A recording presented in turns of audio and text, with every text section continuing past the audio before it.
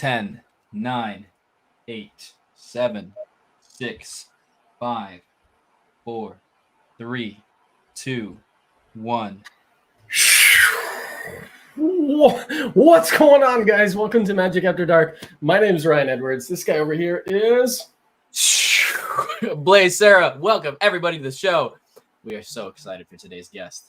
It's going to be a fun night for sure. That was crazy. It was a little bit like lagged there before it autofocus does. Like, yeah, I got all steamy. Yeah, blur zone for a little bit, but yeah, I'm ready for tonight. We've already got some people on. Oh, Sean Devine is on. Nice. Sean used to be an avid follower of Magic After Dark on Instagram. So, Sean, it's good to see you over on the YouTube. Sean, we've also got Chaotic Coins, who's blowing up on TikTok and Instagram. Mark Chaotic, an absolute beast. Nice. Also, special announcement, everybody, as we had last week for the first time, if you would like to call in during this episode at any point, if you would like to talk to the guest, the very special person who you can see in the title of the video. I don't know why I'm acting as though they don't know. But if you want to join in, if you have any questions for our guest, go to 1v1magic.com. Join the Magic Discord, and there is a channel called Stage. All you have to do is go to the stage, and then you can call in. You can ask a question. We already have a person that's listening right now in the stage, Mr. Perseus Arcomanis. Nice. So if you go, I'm just going to pop up a banner so everybody knows. Go to 1v1magic.com. Join the Magic Discord. Join it. With our guest live. So let's get straight into our guest. Are you ready? Should I do The this? Ladies and gentlemen, the man, the myth, the legend. We can only do that once because he's only got one name. Unless we throw in his first name, but I think it's Mr. The man, the myth, the legend, Masado. What's going on? Hey guys, what's up? Hey, how are you, Mr. Masado? Oh, I'm well. Thanks for having me on the show, guys. No worries. Thank you so much for coming on. It's looking forward to this. It's been I'm just gonna go right into it. I met you. It's got to be almost 10 years ago now, right? Longer. It's longer. It's like well, no. It was 10 years. Yeah, it's pretty close to 10. It's 10 years. It's 10 years. But I met you at the peak, actually, I can even say this. When Masado became a blow-up star in the Magic community, before he performed for David Copperfield, before any of that stuff happened, I was the one that had to sit and watch your Linking Rings videos all through the entire thing to make sure that it was edited perfectly and that everything was good. So I knew you did that. You did the editing. I did that. I knew. So I knew. I didn't edit it all. I was the final viewer to make sure everything was all good. So right. I feel like I learned the Linking Rings from you before anybody else did. Just saying. Oh, wow. Just saying. So it's been a while. Sean Devine said, the only man that made me want to learn Linking Rings. I agree. You are the only person who does Linking Rings in a cool way. You've taken a trick that is a classic of Magic and made it feel new and exciting, which is something that I've not seen any other magician do. So amazing job. Thank you so much. That's what's up. Who was that? Who would you say it was? Sean Devine. Sean Devine. Shout out Sean Devine, man. Thanks a lot, man. I really appreciate that. Appreciate the love.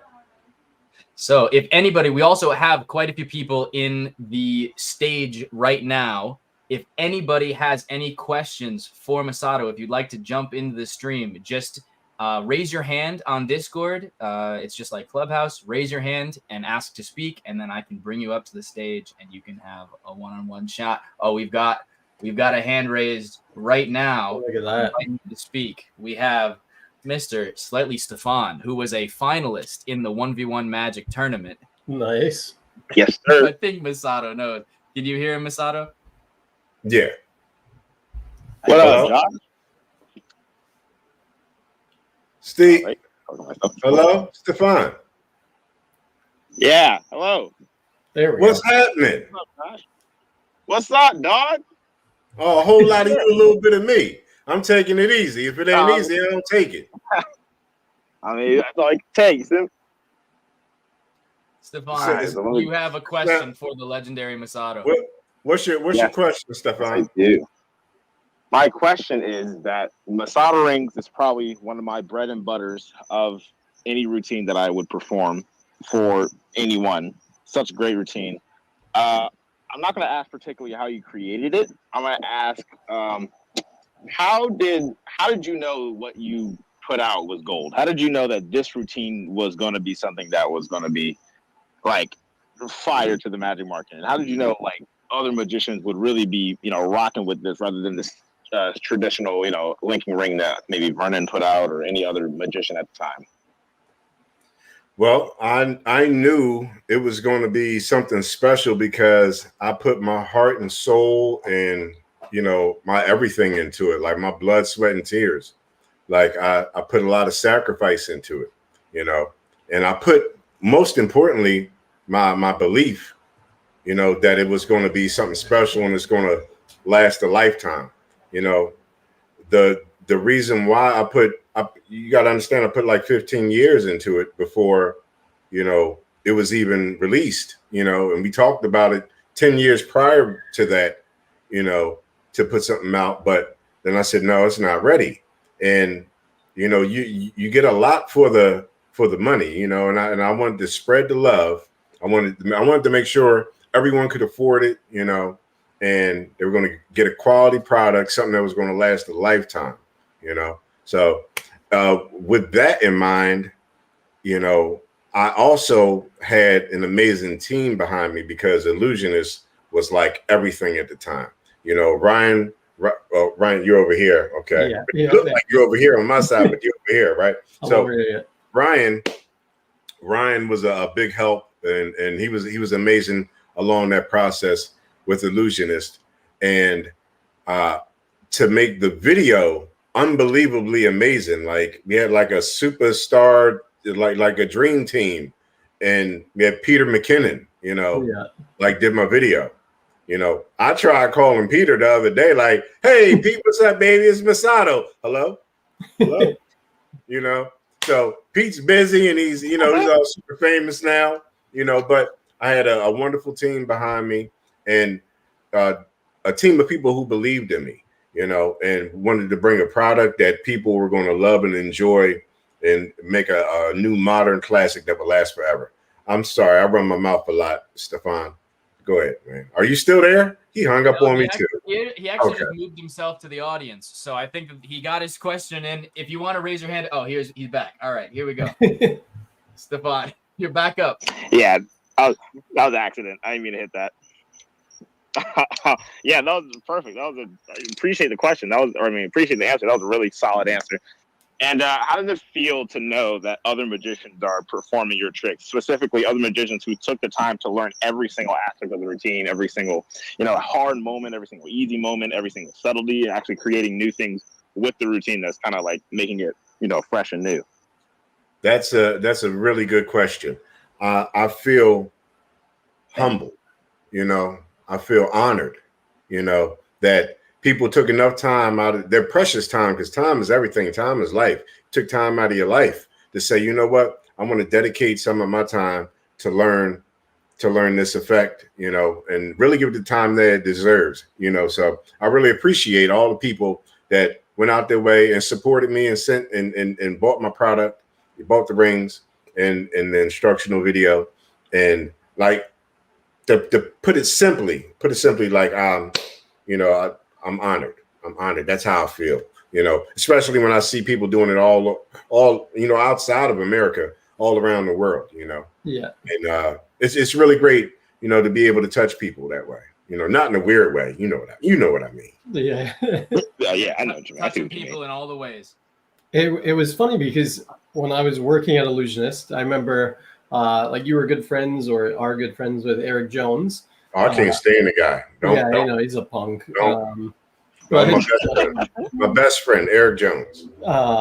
But I remember he told us, he's like, okay, Masado has these linking rings, and you know, I was like, at first I was like, the linking rings, like that doesn't really fit illusionist style at the time, right? It was like very dark and, you know, tried to be like that underground magic thing. And then when I met you and saw the routine and stuff, I mean, you had a style to you as well. That's like Masado style. Like you had the top hat that you rocked and stuff that looked fresh.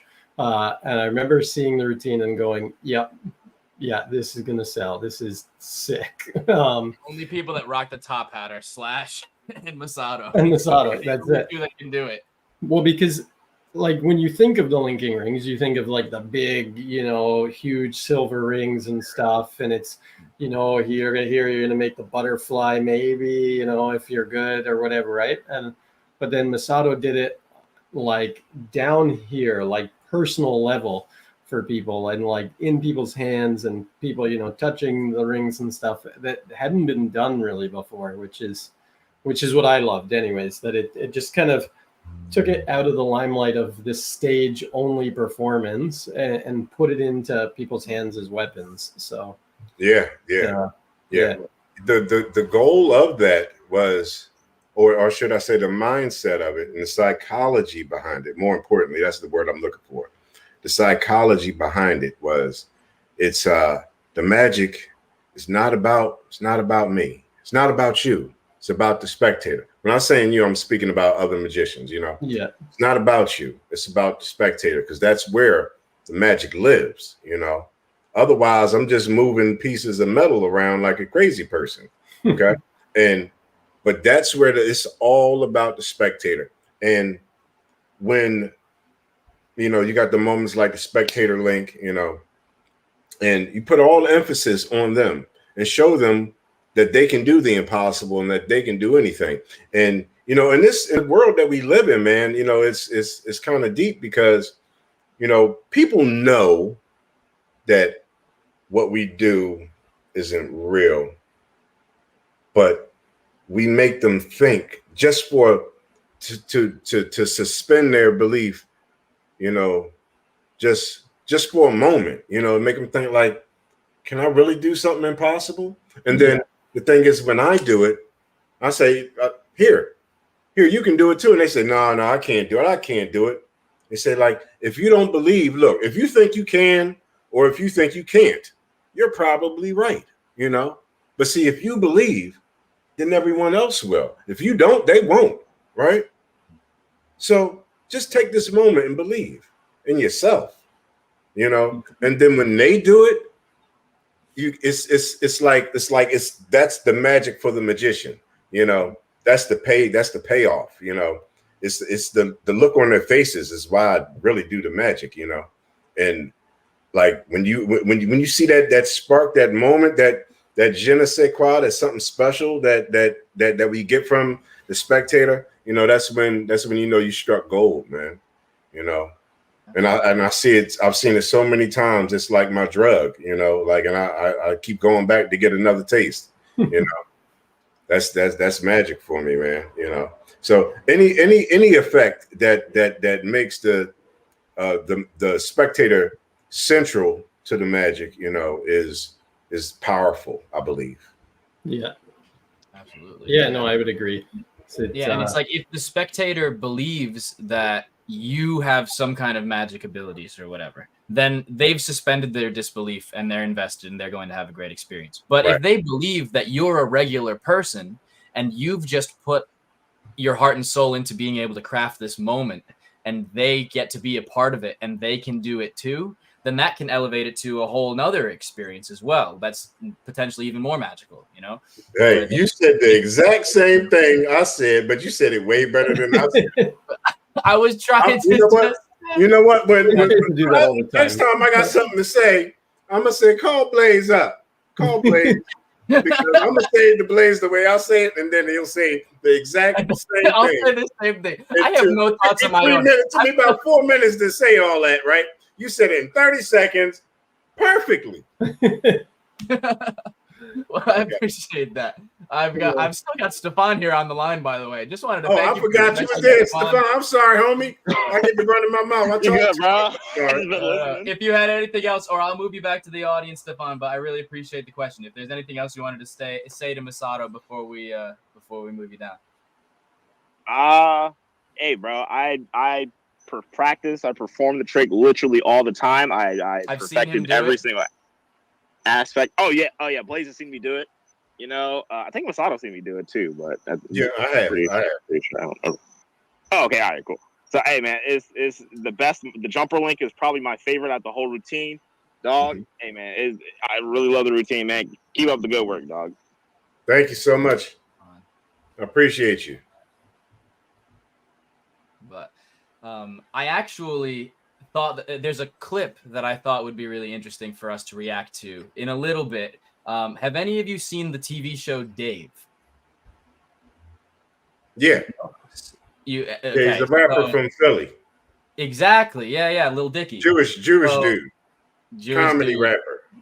Exactly. So there's a scene from season 1. I binge watched the whole 2 seasons. I love the show.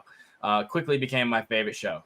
But there's a scene when his girlfriend Allie gives a toast, and she starts talking about and at that point in time, she and Lil Dicky had just had an argument right before she has to give a toast at somebody else's wedding, and she talks about magic. And I thought that this was some of the most eloquent way of putting what a magician does to words, especially because it's not coming from a magician. The fact that this is coming from an outsider and they described exactly what we do so eloquently, I thought was really well done. So I'd like to. I'm gonna find the clip while we're talking, and then I'd like to pull up that toast in a little bit for us to I'm going to read a couple comments because we had a bunch of comments come in.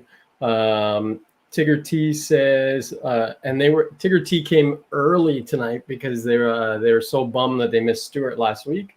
But it says, I know that the show is all about getting to know the magicians behind the magic, but it makes me admire their work more, hearing how long they worked for their routines, that it's years of dedication. Yeah. So I like that because Masado, you said it's like 15 years. Like I said, I've known you now for 10 years, and you were doing the linking rings way before I met you. So you've been doing them for you're like 63 now. So no, I'm 52. Okay, 52. Okay, yeah. So it's been 25 years now. Yeah. So it was 15 years before. It was 15 years in when I met you. Yeah. When I met you. Yeah, there you go. When I met you, Ryan, 15 years in, 10 years have passed. So it's a whole quarter century. Yeah. Just wait for this new stuff. Like this new stuff is.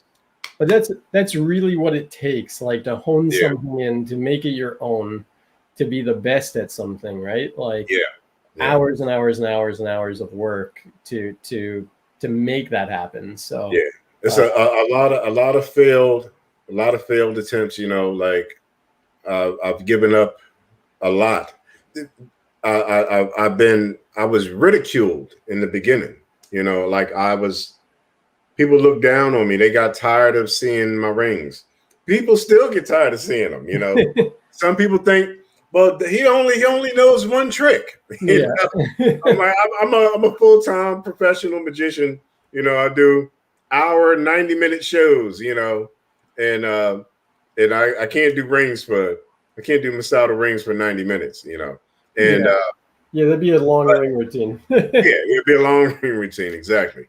And I remember in the beginning, people, in the Philadelphia area, they would get tired of seeing my rings. Everyone was doing card tricks and coin tricks, always took the road less traveled, and there were other effects too that I took the time to put my twist on, things that people didn't think nothing of, and I'm still that way to this day.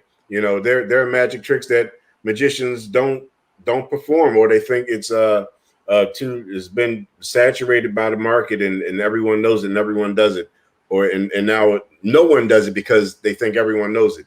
you know. But we got to remember, every few years, you've got new spectators that come up who haven't seen any of these effects, you know. And Magic doesn't really, you know, get old, really. I mean, unless it's using. I mean, you see the guys using silver coins from the 1800s, like, you know. So it's proof that Magic will stand the test of time, you know. So I've been using, you know, like I was the guy from the Magic shop, you know. So my main effects that I had around me 24/7 were the tricks that were sold to the spectators, you know, your Svengali decks and delights and scotch and sodas, and, you know, all the beginner Magic tricks that you would see all the time, you know. Yeah. But I was the guy that took these effects, you know, and I did them for 8 hours a day, you know, working in the Magic shop. Yeah. And when you do that for 10 years, you know, even the simplest trick, you know, can become, you know, like elegant. You know, I think I'm trying to be like you, Blaze, and make it sound special, you know. So yeah, like, you know, just simplicity. Hold on, I'm gonna say it just like it is, right? Simplicity carried to an extreme becomes elegance. That was John Franklin. Y'all know John Franklin? Nice. Yeah, that was cool. No, that was just, I just read that off of the bottle box. You got it right there. That was cool. I don't even know. Just shout out to John Franklin. I don't know John Franklin. If there's any reason to get the trick, is to get that quote on your box. That's right. Yeah. Here's a question for you. Sean says, what kind of setting would you do the linking rings in? He says, as awesome as it is, I find it I can't talk. I find trouble just casually bringing out the rings, but I really want to. So I know that you just pulled them out. Like, just I've seen it. Masado just pulls out the rings. Like, because you see why the D and the O are linked on my shirt in my name. It's kind of like these. Yeah, exactly. So the answer to this question is, this has nothing to do with the rings. Okay, this is a matter of confidence. You know, you got to believe in yourself, man. You know, you got to remember. I'm gonna tell you what you forgot. Right? You forgot that you're a magician and that you're amazing. Okay, like, we're not like regular people. You know, you can do the impossible. You know, so if you pull out and you pull out Masado rings, maybe you're pulling out some other Lincoln rings, but if you're pulling out Masado rings, you won't have anything to worry about, because you're going to gain a new fan that day. You know, there's never a bad time.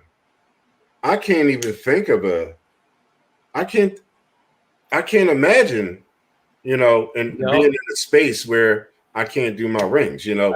I've seen you do rings at a funeral before, so I mean, I thought that was going to be a bad occasion, but he just did it. He just was. I just did a funeral first, but I just did a funeral yesterday. Yesterday, after the funeral, you know, when everybody sits down and eats, you know, it's magic time. You know, it's time to, you know, hey, this was the favorite trick that Aunt Gloria liked. You know, let me show you guys, you know. Just go straight into it. And everybody, you know, it's all about taking that one moment, you know, and making that wonder, and put that spark in their eye, you know, and make them forget about all of life's troubles that they have to endure and go through. You know, that's what magic's all about. So never be afraid to be amazing. You know, it's always the right time. I like so that. That's the answer. Afraid to be amazing. That right there. That's a you quote. Know what that is. That's a quote. There you go. Mic drop right there. That's a mic gold drop. Nugget. Game changer. Gold nugget game changer. Never be afraid to be amazing. I like that. I might put that up on the wall somewhere. That's a wall quote. That's a wall quote. Yeah. Oh, that's what's up. Yeah. Lauren said, "Hey, sorry, your aunt died. Here's some magic rings." Oh, says Blaira. Oh my God. Good. Too good. But no, that's true. It's like, you know, we have such a privilege to be able to share with people things that they've never seen before, and that in and of itself is our job. So regardless of what your prop is, you don't need to necessarily justify why you have this object that they've never seen before, because you're going to show them something they've never seen before, whether it's with an object that they're used to or not. So it's like, hey, you want to see something, and then just do it, and they're going to be amazed and blown away. And Masado summed it up perfectly in a much more simple way. Just never be afraid to be amazing. It's funeral magic hour. Funeral magic hour. I've done 7 funerals. 7 funerals. Crazy. Yeah, 7 I did. Fiddlin' Johnny had a question that was my question as well. I was about to ask you what got you on this path, what attracted you to the rings. So, you know, how did you start on this 25-year journey? Fiddlin' Johnny, is that the dude with the mustache? What is his profile picture? His profile picture. Oh yeah, Fiddlin' Johnny, he the dude with the has the mustache. Yeah, Fiddlin' Johnny is the reason why I got this. Nice. He did a review. Shout out Fiddlin' Johnny. So hold on, what was the question? You know, I got crazy ADD. What were you talking about? How did you get started with the rings? What attracted you to them? Oh, what attracted me to the rings? Oh, it's an answer. I got an answer for you. So, I'm at Tannen's Magic Camp, right? And I get asked that same question, right? And I said, I don't want. No, you know what? They asked everyone there, like, what's your favorite magic trick and what was the reason why you got into it, right? And so it was maybe about 40 kids in Hiawatha was leading the class. He was the teacher of the class. And everyone told their story. And there was only one person who hadn't told the story, and that was me. And we're about to close out the class. And they said, okay, class, we're going to move on to the next class. And the kid raised up the hand and said, wait a minute. Mr. Masado didn't tell his story, right? And I said, oh, no, I'm going to tell y'all no stories. And they said, no, come on, tell us about it. And I said, well, okay, promise you won't laugh. He said, yeah. I said, we promise. So I said, okay. I said, the reason why I got into the Lincoln Rings was because of the X-Men. And he said, the X-Men? I said, yeah. I said, my favorite X-Men was and is Nightcrawler, right? He was like the devil, like the blue devil. And he reminded me of the devil, the pips. You know, what do you call the devils? You know, the little imps. The pip magic devils, right? Yeah. And he was just super magical to me. And he could teleport from one place to another, right? Yep. And I said, that was like doing the rings was like the closest thing to having superpowers. And it was just little teeny tiny teleportations through solid objects from one place to another, you know, because he's there 1 second and then he's at the next place the next second. And that's how I felt with the rings. So nice. I wanted to be more like a Nightcrawler. And that was one of the main reasons why I started with it. The second main reason is it was a trick that I saw everywhere. All right. And nobody seemed to care about it. You know, they would say, I saw them sold for $1. And I'm like, it was in the dollar store. And I was like, oh, this is just everywhere, you know? And it was a bit of a disappointment when I first saw it. I was like, so that's how it's done? And a guy named Anthony Salazar, right? Magician, Anthony Salazar. We were in Atlantic City, and this dude was doing ninja rings. But mind you, I didn't know who anyone was at the time, you know? So this guy's doing ninja rings, and I see him do it, and I said, dude, oh my God, can you teach me? And he was like, listen, rookie, you know, look, okay, fine. I'll teach you one thing, right? So he said, I'll teach you how to link, and I'll teach you how to take them apart. And the rest is up to you. You got to learn the rest on your own. Now get away from me. right? He was mean to me in the beginning because like I was a silly kid and didn't know what I wanted to do, and Yeah. so I said, you know what, this dude is going. I wanted to gain his respect, so I said I'm going to do these damn rings better than he'll ever do them, and I practiced night and day and night. I used to beat. I fractured this pinky and broke this pinky, and now I can do this weird thing like this where I can move this independently, and a lot of people can't do that. I can't do it with this hand because it's like these two are connected, but I would link so many times. This was black and blue, and I had to stop for a while, and I went to the doctor, and he said, "Oh, this has been fractured. What are you hitting?" And I was doing it wrong. I was doing crash links so many times that I fractured it, and now I can do this now, like a crazy person, right? Yeah. That's tidbits of information you'll never need, but there it is. You have it. And you're trying to do Masado rings just like the creator. You gotta fracture your finger. You just gotta fracture your finger. No pain in the game. That's how you do most of Blaze's routines as well, guys. If you just snap your fingers, you break. Yeah, you work through the pain and then you come out on the other end. Yeah. If your fingers are rubber by the end, then you are set. Then you are set to do incredible magic. So all right, to sum it all up, because I do run my mouth a lot. The question was, what got me into the rings to make it all short. I always took a road less traveled. Everybody this is the real reason, really. Everyone around me was doing card tricks and coin tricks, and I said, I don't want to do what they do. I want to create my own lane, and I want to do something better than everyone else, or at least try my best, or at least stand on the shoulders of giants like Masahiro Yanagita and Shutagawa, so, and with their blessings, like I was able to put out Masado rings, I couldn't have done it without them. Nice. I like that a lot. There was a couple other questions that had come up. Let me see if I can find them. I also found the clip if you guys want to react to this. Let's check out the clip. I feel like this is very much in line with what Masado was talking about earlier. So I'll pull it up right here. This is from the TV show Dave on FX. You can find it on Hulu. And this is a speech that Ali is giving at someone else's wedding. And honesty and love. I realized something about magic and honesty and love. The magic behind magic isn't the illusion.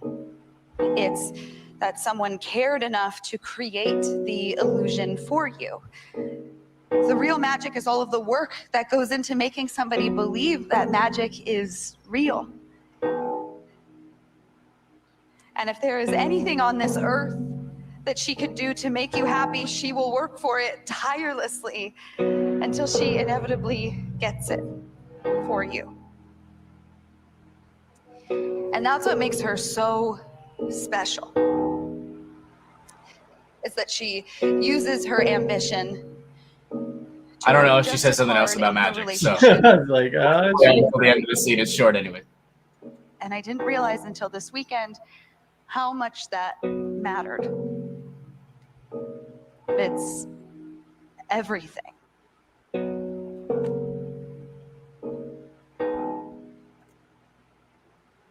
Love. Sorry. Love is just like magic. Two people build a world for themselves and preserve it at all costs together. And I am so excited to see the magic that you two create for each other. To Julie and Nick. So that is from the TV show thing. But I saw that and I was like, what am I watching? I was like, it's summing up what we do better than like most theory books I ever gotta, Yeah. I gotta send you a link now that only on the case of playing videos about magic, because this is a comedy one. So we'll keep talking. I'm gonna find the link. That's exactly what it's all about, though. You know, when I say I put like my blood, sweat, and tears and my heart and my soul into it, I really, the thing was, when I was a kid, I went to, there was a neighbor across the street, kid named Anthony. And Anthony had all the new toys, and he had the coolest bike, and his parents drove a luxury car, and my parents, my mom didn't have any of those things, right? And his life, I vicariously lived through him. So I would always come over his house to play the video games. He had Atari and Nintendo, and I was just having a good old time with him, right? And I got invited to his birthday. And when I got there, they had a clown, right? And this clown started to do magic. And the clown said, I need a volunteer. And pick me, please pick me. And I'm right in front. I'm like, dude, yo, pick me, bro. Right. And the dude would look at me and like, you. And he never chose me. It felt like he looked over me 10,000 times. And I'm like, I know you see me. See you, see me. Right here, right now. And you ask, I need somebody. And I say, me, pretty please with sugar on top. And you pay me no mind. Right. I said, you know what? I'm going to fix you, yo. I'm going to fix, you know what? I got something for you. When I grow up, I'm going to be a magician. Right. And I'm going to do magic better than you. And I'm going to hate clowns at the same time. So I kind of hated clowns after that. I was hurt, but I kind of had a little vendetta against the dude, and I said, I'm going to fix him. I said, I'm going to make when I was building the routine for Masado rings, I said, I want everybody to be a part of it. So literally, like when I do the show, I would get like, for each move, I would put the rings in someone's hands. For each link or unlink, even unlinks, it's like, here, put your finger in, touch here, touch there, to be a part of it, and it gives it new life when the spectator is a part of it, and like I said, it's not about me. It's not about you. It's about the magic that happens from within the spectator, otherwise we just crazy people moving pieces of metal around, like, yeah. And so that's what it's all about, man. That's what it's all about, Absolutely. And you do it with love, you do it with love in your heart, and that comes across, to the people, I really believe and I really enjoy what I do when I perform for people. So, that comes across. It's nonverbal, but it comes across, and they know it. And you should see some of the reaction videos that I have on my Instagram, where people don't believe, and I really make people into believers, like. Absolutely. Yeah. And it's crazy because linking rings is a trick that so many people that aren't magicians have seen the method for. Yeah. Yet you perform it in a way where they have absolutely no idea, and you dispel the method, right, in a way that is just so smart and intelligent. And it's interesting because we talk about magic being seen as an art form, by other art forms. And Masculine and Devant, in their book Our Magic, they would talk about it more as the art in magic rather than the art of magic, because they would say there are artists in magic and then there are craftsmen. So if you just buy a trick off the shelf and you just perform that exactly the way it was done by somebody else, there wasn't a piece of you that you put into it. There wasn't the artist part that you would need if you were a songwriter or if you were a comedian or someone that's creating something and bringing it into existence. And I think if there's any hope of our art form being seen as an art form and recognized as one, it'll be because of you and people like you that are artists within our craft. So, it's really special that and I really appreciate you sharing. We really appreciate you sharing your story about how you were able to put this together and share it with the community. So thank you so much, man. What would you say? The crazy thing is, before anything great happens in your life, a lot of times you'll be tested. All right. When Masado Rings was initially supposed to be filmed in Cuba, right? And thing was, 6 days before we were supposed to go, my house burns down, right?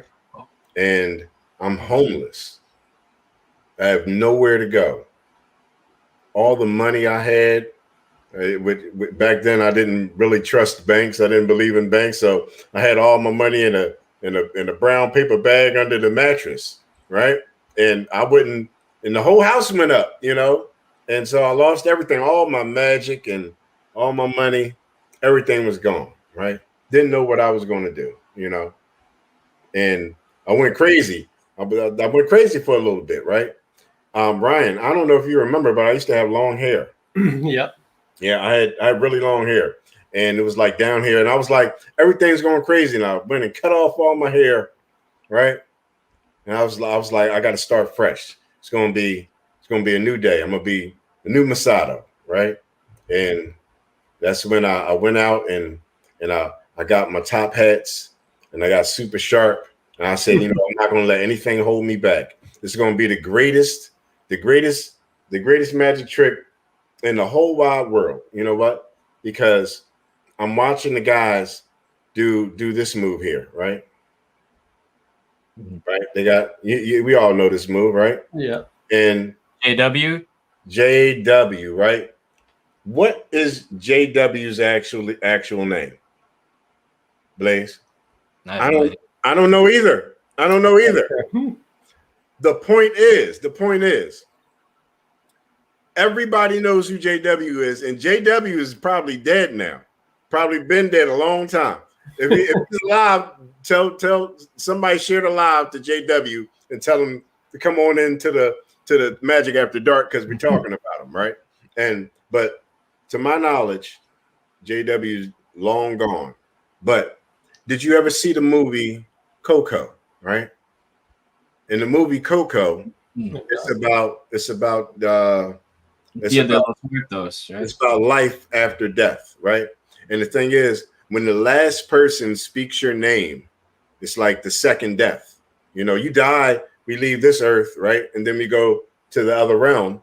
And when people talk about you and and sing songs about you, you live on, And I said, you know what? Whoever this dude JW is, he is living a life up there, on the other side. And I said, you know what? I want to be like that. I want people to talk about me, and about my magic when I'm long gone. People talk about Houdini forever. They talk about Dot Vernon, and all the greats, long after they're gone, And when that happens, they continue to live on, And I said, you know what? I want that. So, I wear my this is like my Superman symbol, I wear it every day, Everything on my social media is all about Masado rings. I'm always selling Masado rings. I'm always performing, because I got a whole generation to amaze, and I've got hundreds of thousands of people to meet, and for them to see my magic and touch people with my magic and to live on for as long as possible. There you go. That's all I'm gonna say about that. Nice. I like Tigger T said, did anyone tell Masado that on this show you guys talk about anything and everything all the time? But they said he's doing great. So people are definitely appreciating your talk and your passion that you have. Like, we can hear it when you're talking about the rings. The passion that you have to take something of this world, almost like basically like this tangible thing, and take it to another level where it's touching people on a different level than just a simple magic trick. Like here and go, like you're empowering people by doing it in their hands, getting people involved. Because going back to the story of you not getting picked by the clown, right? Since then, it seems like you've taken your magic to another level where it's, like I said, empowering people to go and do greater things, which is really awesome. So thank you, man. I appreciate that. It's the rings. I don't want to take away anything from the rings, but it's not rings. It's the passion, that you give to the spectator. It's your that something special inside of you that you share with them, and create that moment. That's what it's really all about, man. Doesn't matter what kind of object you use, as long as you portray that, it'll come across and you'll do well, Yeah. Absolutely. Yeah. So, Masado, Blaze, were you gonna do it? You could do it. I'll let you do it. I cut you off. No, it's okay. I think that Masado, it's time that we find out a little bit more about you outside of your ring and magic journey. Mhm. So it's time. It's that time. It's gonna be crazy. Here. Ladies and gentlemen, it's that time. It's time for 20 questions. It's time for 20 questions. Yeah, it's time for 20 questions. It's time for 20 questions. Yeah, put 2 minutes on the clock. 2 minutes on the clock. Put 2 minutes on the clock. 2 minutes on the clock. Here we go.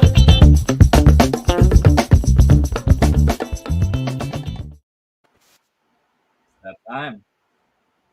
2 minutes on the clock. Rapid fire.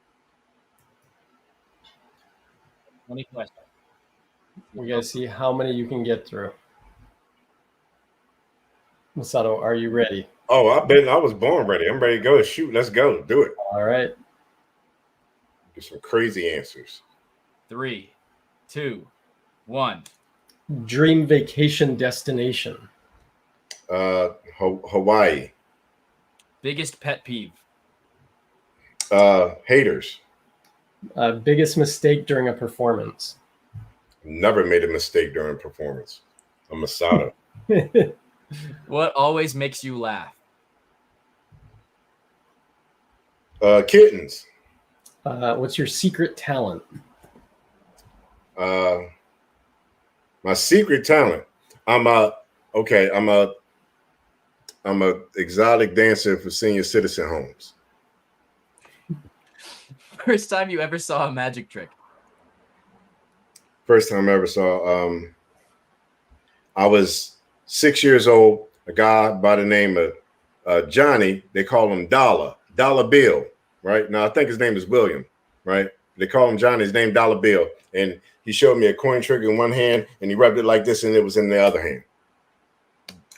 If you could have one superpower, what would it be? Teleportation. Dream performance venue. Radio City Music Hall. You know what I'm talking about. What's your most cherished memory? When I got to hang out with David Copperfield. It's your favorite food. Cheesesteaks, Philly food. Favorite movie?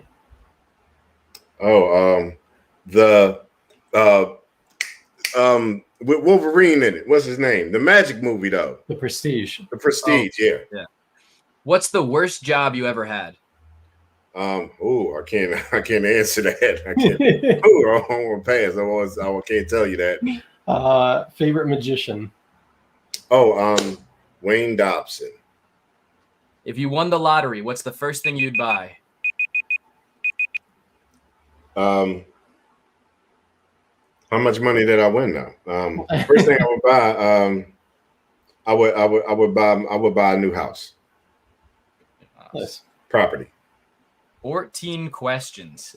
Not too bad. That's pretty bad. Can I get the rest of them? It's a little bit below average. Yeah, because I run my mouth, I like to talk. You know, because when you're on stage, right? You know, when you're on stage, I remember the first time I was on stage, right? It was in Atlantic, it was in Atlantic City, Tropicana Casino, and you know, I've got to do like 20 minutes, and I ran through all the magic tricks really quick. You know, I just did one after another, and I'm like, I don't know what to do now. So now, you know, I practice the art of, you know, bullshitting just a little bit, you know, just enough, you know, to stretch things along, you know, keep people entertained, you know. But can I get the rest of the questions? You should have gave me at least like 5 minutes or 4 minutes. You talking to us.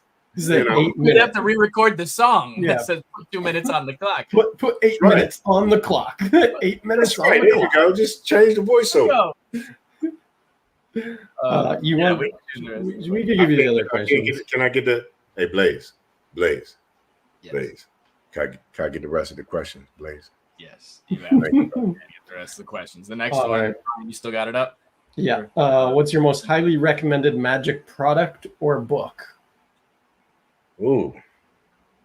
My most highly recommended magic product or book. Shamelessly, you know, the most highly recommended magic product is Masado rings. It's going. It doesn't run out of batteries. It'll never let you down. And it'll last you a lifetime. You know. That's it. Yeah, and it's solid. It's solid. You could be your opener, middle, or closer. It doesn't matter. You're going to win. Nice. So, and the book. It depends on what you're into. You know. For me, I would say. Oh Lord, what's the name of the book? Principles and Deceptions. Nice. If you could remake any movie and star in it, what would it be? You got good questions. These are great questions. What movie? We stole that one from Snoop Dogg, by the way. Yeah. Oh, okay. I got it. If I could star in a movie and redo it, it'd be 300. Ooh, good choice. That's a good choice. Nice. You just want to kick the guy down the pit? Yep. This is Sparta. That's it. Yeah. Would you rather feel like a potato or look like a potato? Would I rather feel like a potato or look like a potato? I don't even really know. I'm gonna go with feel. I'd rather feel it than look like it. Feel like what? If you had one wish, what would you wish for? Oh, what were we gonna say, Ryan? Phil and Johnny says that you should be Shaft. That's a good one. That's a good answer. That's a good answer. That's a great answer. I can see you doing Shaft. Yeah. But listen, that potato question is the dumbest question ever. That's it is. That's why it's there. That's exactly why it's there. Yeah. If you had one wish, what would you wish for? Oh, really? I wish it would be more love in the world, you know. And I wish everybody would be able to experience love for what it really is, you know, and share it and understand that it's not a business transaction. You give of your heart, you know, unconditionally, you know, looking for nothing in return. And, you know, amazing things are born from it, you know. Just share more love and give more love. Yeah. That's a great answer. That makes it tough for the next question. I mean, I know. It's like very hard. Deep, but we got to come up for air. Favorite toy growing up? Favorite toy growing up? I would have to say it's not really a toy, I guess. You know, it would have been like my Nintendo.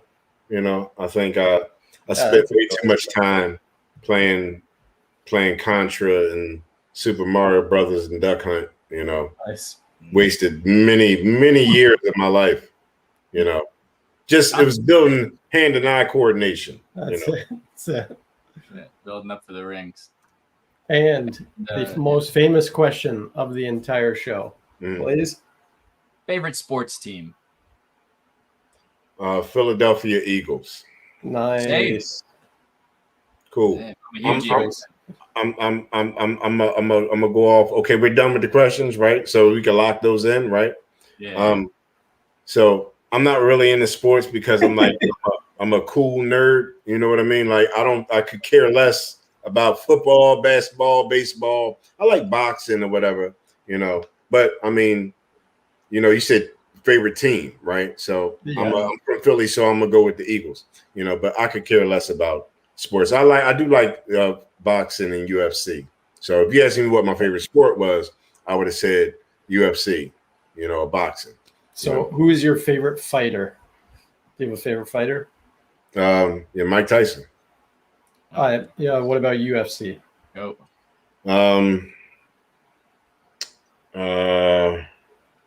UFC was I can't remember the guy's name. He's dead now. He died. Kimbo Slice. Oh, Kimbo Slice. Oh, really? Yeah. Kimbo Slice. Yeah. Nice. Yeah, he was my favorite. There was a couple other. Fiddle and Johnny said, "What have you been? What's the pandemic been like for you? Did you perform online or other types of work or creating stuff?" Yeah, I told you about my secret side hustle. You know, so I started. I got like this whole setup right here. This is like a traveling. It's like a stand with my Canon camera and my Rode microphone up here, and then up there I got like a little pancake light. It's big. It's like this, right? So a big pancake light, and it's like my whole live broadcasting studio. And I got I got a stripper pole, right, in the other room, you know, and it's all Blaze know what I'm talking. Blaze, am I lying? You saw the stripper pole. Did I see the stripper pole? I invited Blaze to the senior citizen home exotic dancing extravaganza I had 2 weeks ago. They really like young guys there. Yeah. I've been trying to get Blaze in there because Miss Gertrude and Miss Esther, you know, they tip really well, and they like the young guys. I showed him the picture. Slide in my DMs.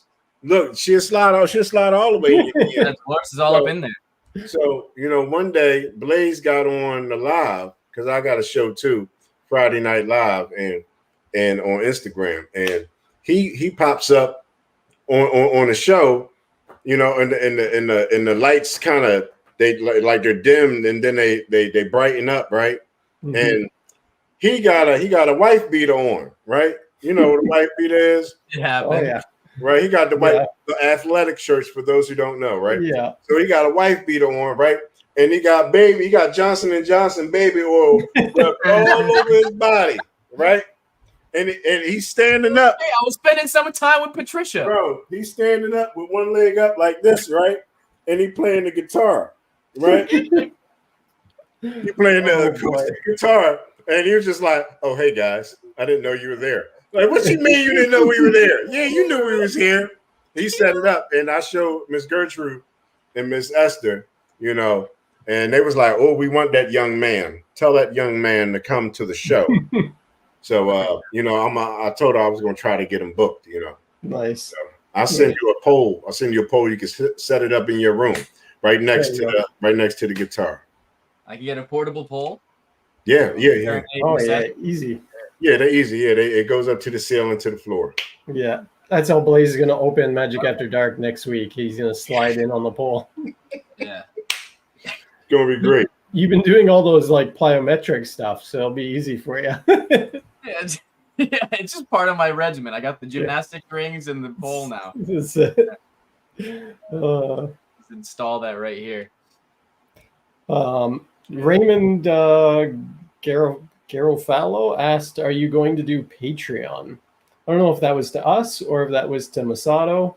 We might as well do a Patreon if he's talking about for the podcast, you know? Yeah, I know we've talked about it because we want to add. So we've talked about doing tons of stuff with the podcast, and like giving away registrations to Magic Live and stuff like that. And so we thought about starting something like that where people can put donations in and stuff, and then we'll give away those things as prizes to people. So maybe we should talk more about that and do something. So, but and then someone else said earlier, who was it?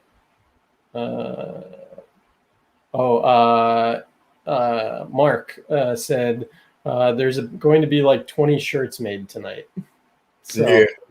Shout out to Mark Magic 215 Chaotic Coins. That's my man. He's a cool dude. Yeah, he's really cool dude. And his coin stuff is like unbelievable. And then you call him, he's like, no, it's nothing, And then he'll hold the coin in front of you, and then open his fingers, and it's just vanished in the smithereens, in the nothing. Yeah. Thank you, love. What is? Yeah, he'll just be gone. It's like, what was that? No, he's insane, incredible. It was so funny because I think that he did the 1v1 Magic tournament, and I think that he was in the bathroom sitting on the toilet smoking a cigarette during his routine. I did see this. Like, I think, yeah. Everything's just gone, and he's like so elegant with everything that he does. It's crazy, but it's so casual. I don't know if I judged that one or if I watched it. I think I was just watching it. I think I was judging the next day, and I saw that, and I was like, "Is this guy in the bathroom doing this?" Yeah. I had him on my show, and he was just unbelievable. Like I have no idea how he does what he does, and I don't want to know how he does what I want to know, but I don't want to know. Yeah. I enjoy still being able to be amazed.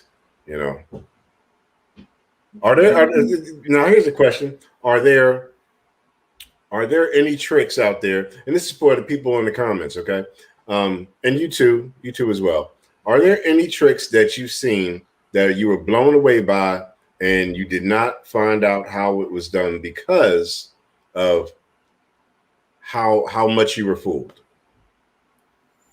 Or do you just go after every answer for every method? I mean, I'm trying to think of the time that I was really fooled bad. Like, yeah, that's a good question. I haven't been fooled really bad in a long time. Aussie fried me once at Magic Live. Just absolutely destroyed me because I did everything, and it was something where it was like, this is just, you're either impossibly lucky and had some insane out for this, or it was just crazy, because it was like with my deck and I handled everything, he didn't touch anything, and essentially what he did is he had me take he was like, you can either use your deck or you can point to any of these people, because like a crowd formed around us when he was going to show me something, and he was like, you can either use your deck or you can grab anybody's here. And so I was like, okay, I'll use mine. He's like, all right, mix it up, and then all you got to do is under the table, you just take, or actually no, he said, just spread the cards face down, and then just take any card out and put it in the box, but don't look at it. So I mix up my cards, I spread them on the table, I take one out, I don't look at it, I put it in the box, and it's there. And then he says, all right, now point to anybody that's here. So I point to some guy, and then I mix up his deck, and I put it on the table face up like this. And he's like, just cut it, and then complete the cut. And he's like, do you want to do one more, or do you want to stop right here? And I'm like, all right, I'll do one more. And I do one more, I stop right there, and then he's like, okay, open the box. And then the card that's face up right here that I just cut to is the card that I put in the box. And it was like, he didn't touch anything, and it was like, how did he know that I was going to say yes to do one more, and that I would, with that one more, cut exactly to it? So I'm so curious what the rest of the routine would have been like if I hadn't done that. But it was so perfect. And it's like, how does he even know what my card was in the box? Because he didn't see it, and it's not marked. I literally slid it along the table and put it in my box. It was just like, yeah. So that was That was what totally fried me. That's pretty what's crazy. up. I'm trying to think. There is a gigantic fly in the room flying around. There was a bunch of people that commented on that. But I would say I don't know. I see. I worked doing illusions when I was younger, and then worked with an illusionist. So like big stage illusions, I don't think I've ever been fooled by one that I know of. I did close up, when I was still do close up sometimes, and then I got into mentalism. So I feel like I have a pretty widespread knowledge on magic. So I don't get fooled too often.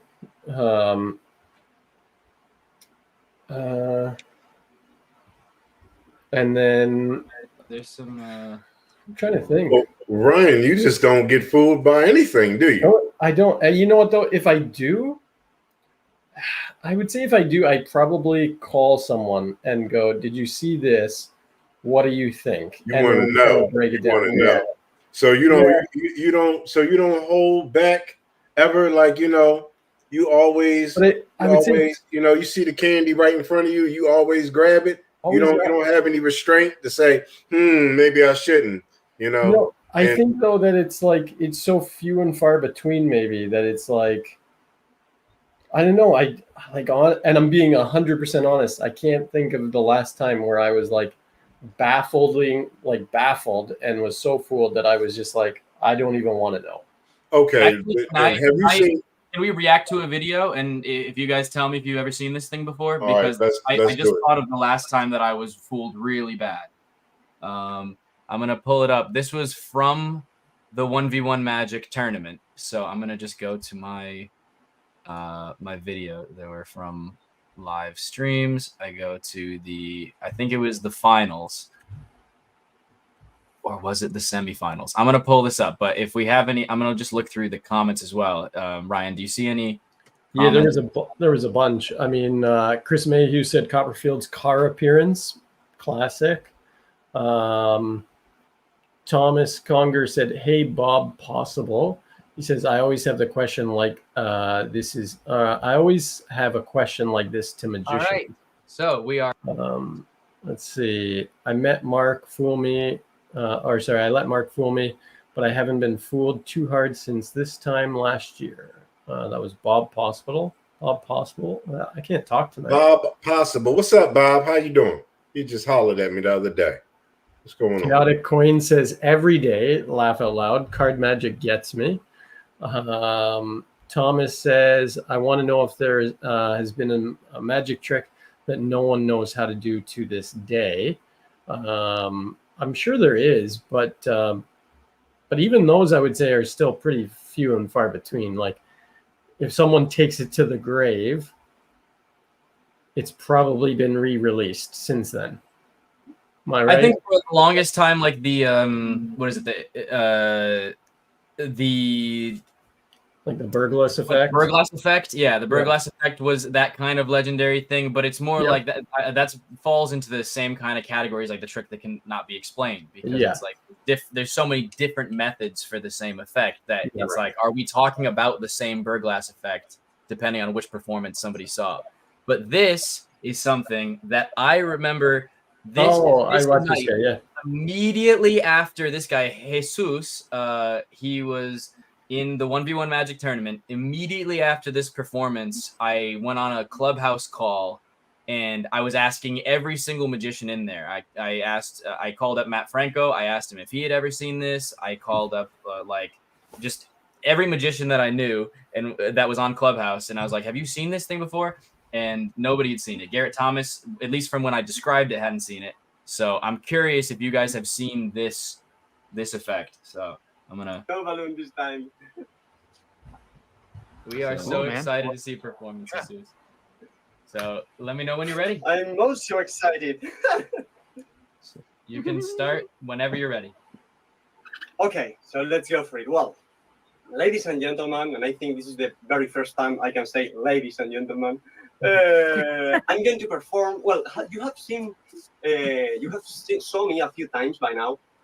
I would like to tell you something about myself. I'm a magician, of course, as you should know, but the thing I'm most passionate about is card cheating.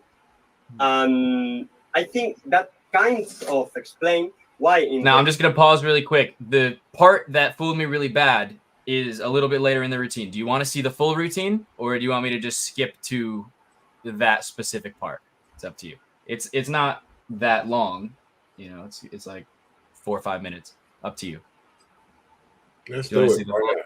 All right. In the first round, I was showing you how I spent years trying to cut by the aces. That's because cutting the aces or locating the aces, it's the very first move you need to learn in order to cheat, to be a cheater. But locating the aces by itself, it's not that good. Because let's suppose you were able to know where the aces are in a poker game.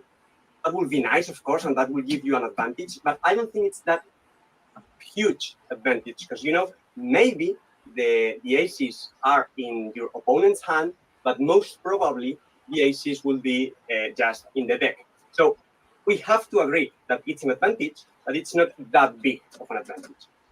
So if you want to have a huge advantage, you need something else. First, of course, you need to be able to locate the aces, but once you do, you have to be able to prepare them so they come to your hand. And that's exactly what I'm going to try. So let's hope I can do this.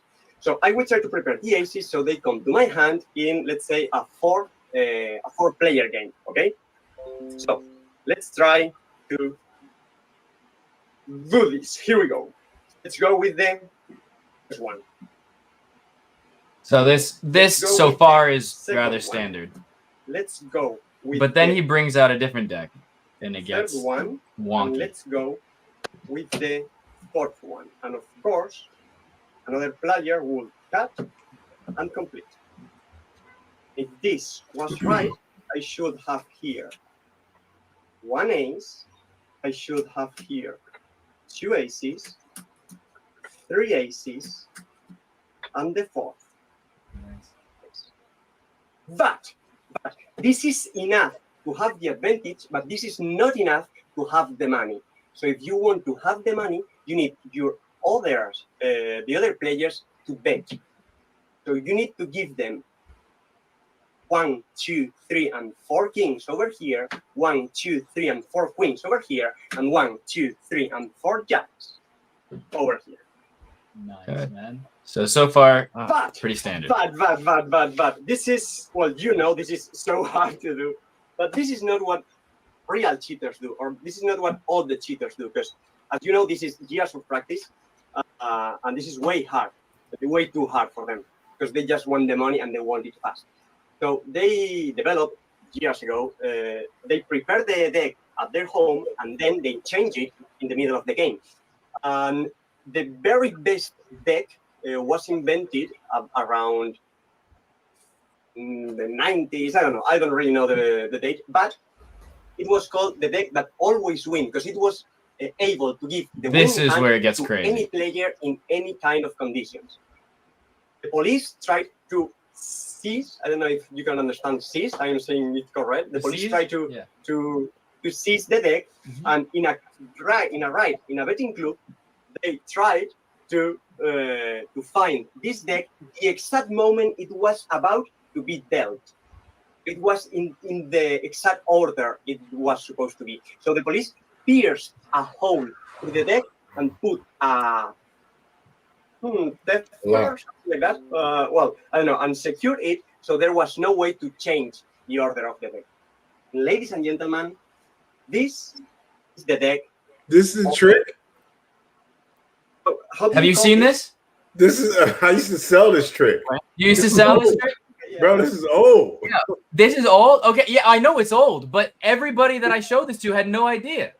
Oh yeah, I know this trick, man. Yeah, okay, you know this trick where it's different every time.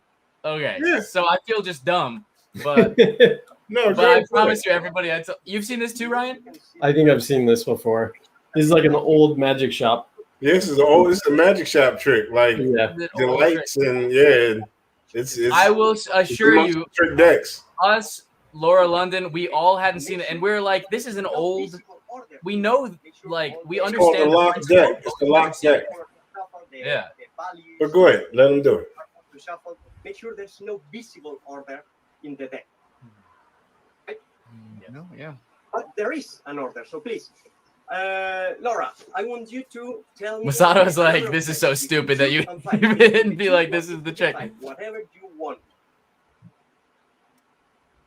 Oh, you're muted. Sorry? 4, please. 4 players. Okay, and I want you to tell me the position of the winning player. The first one, the second one, the third one, or the fourth one? The 3rd position. The third position. Okay. Was there any way I could know how many players you were going to say? Not at all, right? Was there any way that I knew you were going to say the third player? Not at all. Is there any way that now that I know your selection, can I move the cards somehow? Not with that clamp, you can't. Exactly, not at all, not at all. So let's go. The third player will win with 4 of a kind, with 4 aces. So here we go. 1, 2, 3, and 4. Nothing yet. 1, 2, 3. Names. And 4. 1, 2, 3, and 4. 2 aces. 2 aces over here. 1, 2, 3, and 4. 3 aces over here, and 1, 2, and here we have the 4 aces. Masado's like, you made me just watch this trick that I used to say. Maybe you're thinking, well, this But I remember everybody that I showed was like, I understand like how it works, but I've never seen this before. Yeah. But yeah, so then he has Let's do people player name more, and then okay, so you want the same number of players, but player 2. Yeah. Okay, do you want to change the number of players? No. and I think you guys Okay, get the no. point that So we have I'll skip 4 ahead. players. So here we go. Let's That- try to do this. And then So 4 we players, have, the second 4 player. players. 1, 2, 3, 4. That's it. Nothing yet. 1, 2, 3, and 4. 1, 2, Wow. 3, and 4. 2 aces. 1, 2, 3, So yeah. and 4, and 1, 2, 3, and 4. And here we have. Like, And I think he does it again. But yeah. So you're just you're like, that was a massive waste of time. yeah, that one fooled you hard, eh? It wasn't like, I mean, I understand like how one would do that, like how one would make that, but at the same time, I was just like, I've never seen this before. It was so unique to me. But you're just like, oh, that's like a common. That was $20 card deck. $20 all day. Yeah. The magic shop. Yeah. No, but see, but that proves my point from what I said earlier. You know, every few years you get a new generation of magicians who see magic that they've never seen before. You know, when people do tricks and they say, "Oh, that trick's old," you never know who's going to see it. You know, if someone's never seen it before, it's new. You know, as of late, I started going back to the basics. You know, like I've started pulling out Invisible Deck and like surprisingly just killing with it. You know. So a lot of people saw it. You know, you remember when it was super, super popular all the time. Now, you know, the stuff that I don't see people doing as much, you know, I'll pull it out, you know. I'll go digging in my magic drawer, as everybody calls it, you know. But I got like a whole closet, like just from the top to the bottom filled up. I could start like my own little magic boutique, you know, with all the magic that I bought that I'd never even opened. Like I got a gang of stuff, like, you know. Oh yeah, that's a question. What happened? Hold on, let me see if I can back out of here so I can see the comments. Okay, so I got a question for everybody else too, and you guys as well. How many, just approximately, how many magic tricks do you have, right? That in your junk drawer and or stuff that you bought and like opened it up and then said, okay, I'm gonna get to it later, and then put it in that put it in that drawer or that that old magic case, and you never got back to it. How many tricks do you think you have like that? Well, I got a bunch. I mean, I used to get people would send magic to me all the time, and I was like, not interested in looking at it right now or whatever, right? And so it just kind of stockpiled. So I've got a closet downstairs that has all my magic stuff in it, and so I've got a couple like shelves set up in there, like full shelving units. They're just full of magic, and I have a like an old like Pepsi crate that's just full of old DVDs that I've put in there to go, I want to learn this stuff or at least watch this, but I haven't watched a DVD in years, so it's like but yeah, I actually bought like maybe 100 DVDs from a magic shop that was closing down, and I said, oh, I'm gonna learn so much new magic, and I have not put one DVD in. You know, I was trying to buy PlayStation 5, and I was going to buy it without the DVD. Actually, I was going to get it with the DVD because I said I got all these other DVDs, and I'm going to use my PlayStation 5 and watch them. But yeah, I'm probably never going to use it though. Like, I don't know, maybe one day. You know, when something crazy pops up and they're looking for something specific, and I'll look in the DVD library because there's a lot of gold in there too. You know? Oh yeah. There's always gems that like sit on the shelf for so long, and then you finally, like, there was a guy sent me a card gimmick years ago, and it never became popular, but it's so great, and it's an envelope and it's got just a circle and like a hole in it. And you show the envelope is empty, and then boom, there's a card appears in it, and you can take the card out and it's their card. And it was made so beautifully. It's just sat on my shelf for years, and I was looking at it the other day, and I was like, I could probably make this and have it just a prediction and say like, there's an envelope, boom, and now the prediction is in there or whatever. But I was like, just adding just a tiny little visual magic into the mentalism stuff. But it. Yeah, I was like, this is so great.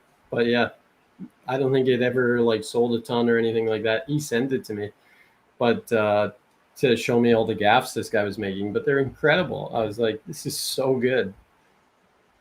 Yeah, I don't think that I necessarily have a ton of stuff that I have just let sit on the shelf, but I think it's like, so one, this room, people would have no idea I was a magician if they walked in this room. All the magic stuff is in this like bench. This like big treasure chest is just all magic stuff in here, like all the way down. But there's not a lot of props that I've bought without having a purpose for it. Bro, all your magic fits in that little thing, and that well, it's not little, but that's all that's everything right in there. Yeah, I don't know if you can see how deep it is. It's a nice big chest. It's a big chest, but at the same time, I don't have a lot of magic stuff. I only buy something if I've written a script and I need that method in order to achieve what I've written. Yeah. So I write it first, write the act, and then it usually starts with something I like. Oh, I've never seen this, and this needs to fit within my narrative. And then once it's like, oh, I need to have this magic moment happen in order to tell that part of the story for my character's journey here, then it's like, okay, I need to buy that prop. So I have like, I don't have like a ton of stuff that I bought. Like at Magic Live, I don't think that I've bought like, a couple things at the dealer's booth ever. Like I rarely, buy stuff at conventions. Well, see, you don't have a magic addiction like most of us. You probably yours is under control. I'm talking I would say the same. Like in the last 10 years, I've probably bought almost nothing, like very little. I probably count on one. It'd be tough to see if I went to two hands on props that I've bought, because I'm the same way. If it doesn't fit into my show now, like if I don't need it, then I just don't buy it. Like, yeah, but maybe if I had that, then what were you gonna say, Ryan? Unless it's something absolutely insane that I have to, grab that candy, figure out how it was done, then maybe I'll buy it. But there's very, very little that I would buy now. So yeah, I mean, well, maybe if I had more of that mindset of I'm gonna buy something just because I think it's cool, and then try and figure out a place where it works in my show, then I would probably have not been like, wow, this lock deck is so cool. yeah. I promise it wasn't just me. That was like, I've never seen this before. He would have got it like 20 years ago. Yep. 20 years ago, it was popular. Yeah, 20 years ago, I was 2, and that's it. Whole new generation, man. Yeah. Let's see. I have a question in mind. What's up, you, Masado? Is what do you feel? I mean, obviously, the rings is something that you've had, a really close relationship with, and that's something that you've had in your repertoire for so long. How does it feel when you release something into the world that is something that is so associated with you and your character? It's like, those are the Masado rings. Like, that's something that people identify with you. So when you see other people performing your routine, I mean, when you see people like Stefan come in, it seems like you take a lot of pride in the fact that, he puts a lot of work into doing your routine. But is it all positive that you feel? Is there a little bit of like, I'm giving away, almost like a child? Like, what is your feeling when you're releasing something that you've put that much work into and that people identify so much with you, and you're saying, I want other magicians to perform my signature routine? Right. Well, I want them to. What I would like to see is the whole. It's a genre, of magic. Because it's like it's ringistry. I like to see ringistry grow, into something bigger than what it is. And there are a few of them out there. I got a few ringsters, that really have taken it to the next level and do some amazing stuff. But things, stuff comes and goes. 1 minute it'll be really popular, and then it seems like it falls back into the underground, and then someone else will pop up and do something amazing. They'll get interested in it, and then they'll make up some new moves that I've never seen before, and they'll and we'll session back and forth, and we'll have lectures on it, where I teach moves that aren't published, and I want to see it grow. There have been times when it was, I'll say it was twice. Somebody kind of took ringistry and wanted to put it out, like it was their own, because they came up with a few moves, and I was like, hey, like no, dude, like you can't have my baby and as your own, and we argued back and forth quite a bit, and I had to remind them that I'm from Philly, and I'm a reformed tough guy, so that's it. Should be happy that I'm letting them off with a You didn't tell me your previous job, did you? I sure enough, I told you. Yeah. I told you what I used to do, and like, yeah, we can't talk about that. That's it. That's it. Yeah. But talk about after the stream, yeah, we talk about it after the stream. After the stream, it's a couple people who know, what I used to do, and but I mean, I do feel like sometimes, like, hey, I've given away my baby, but also you gotta let your kid grow, and blossom. I want it to live on, So I'm okay with it. I'm okay with it. I just don't want people butchering it. You know what I hate? I'm gonna tell you what I hate. I hate the YouTube magicians. Sorry, YouTube magicians. I hate you. Hate is such a strong word. I hate saying that. I really don't like you. Okay, I don't care for you. Okay, because the people that give away, the methods. Yeah.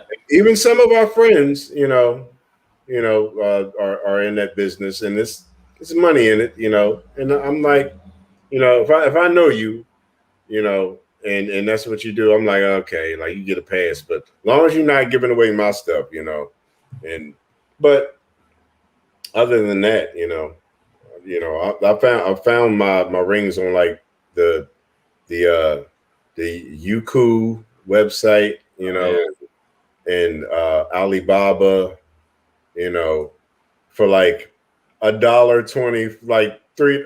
I'm not even going to tell anybody. I'm not going to give it any publicity, but they're websites where I found my stuff, and I'm like, oh, this is unbelievable.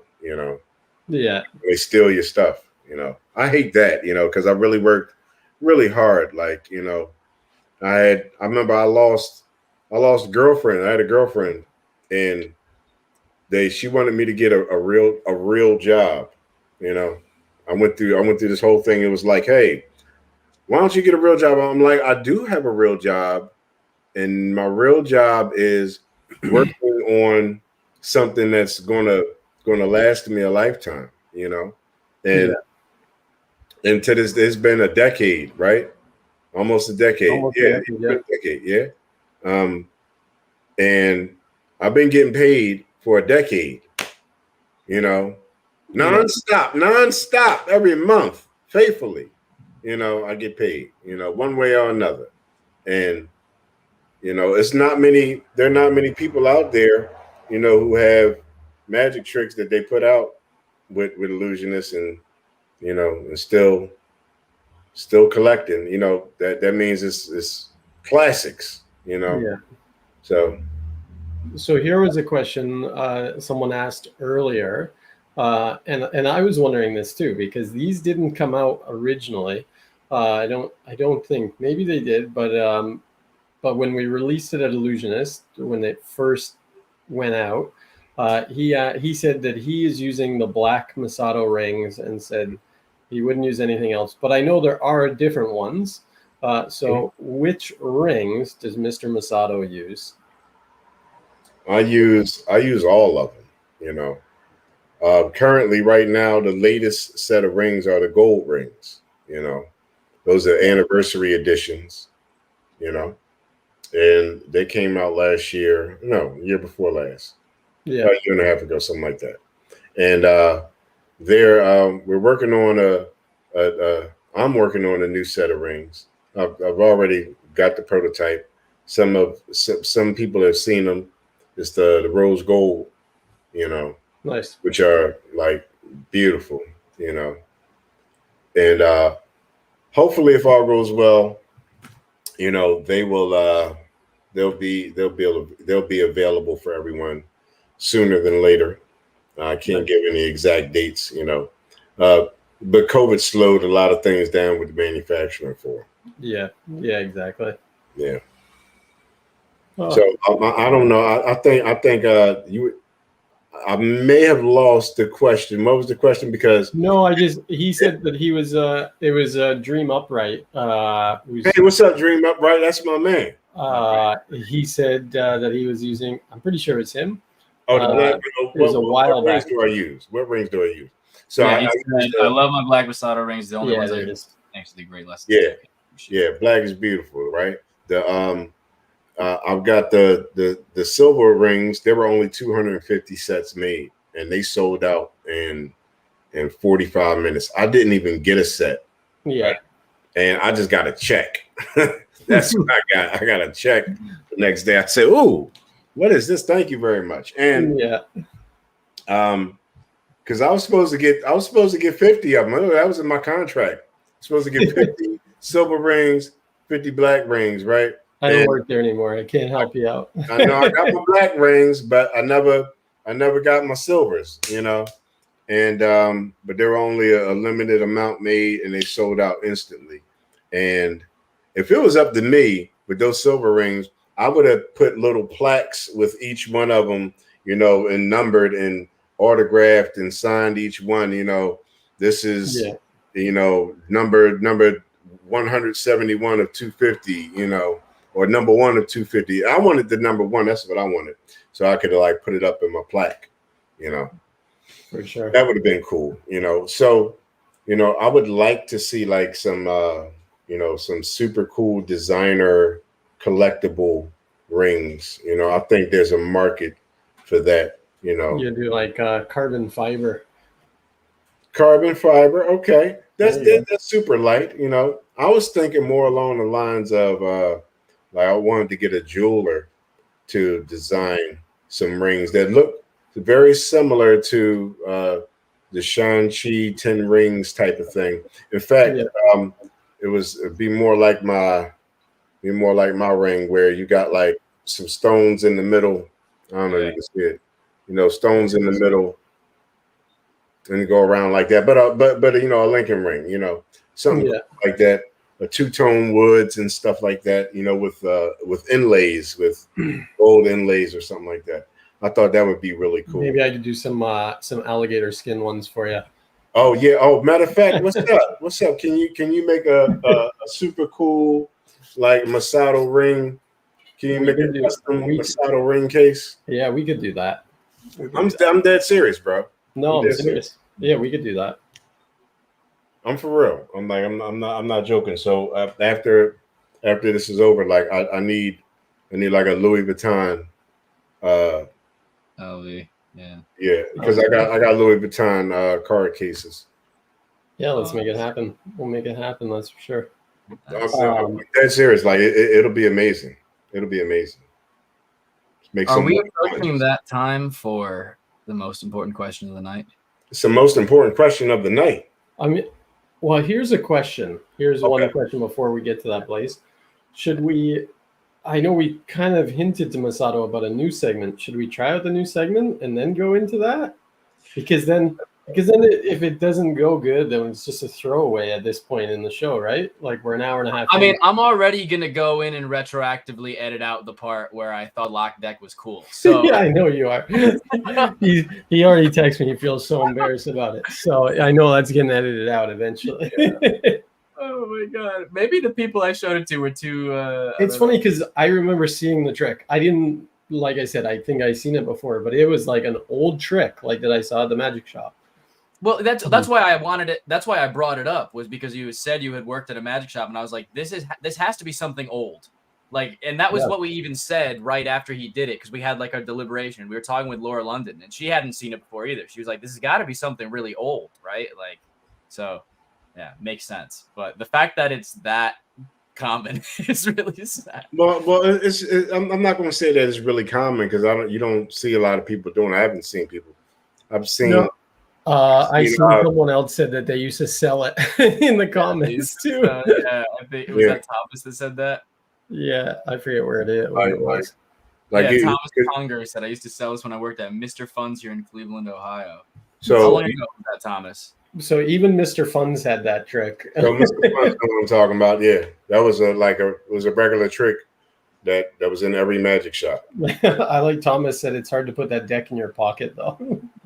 Yeah, it is a little bigger. Big clamp.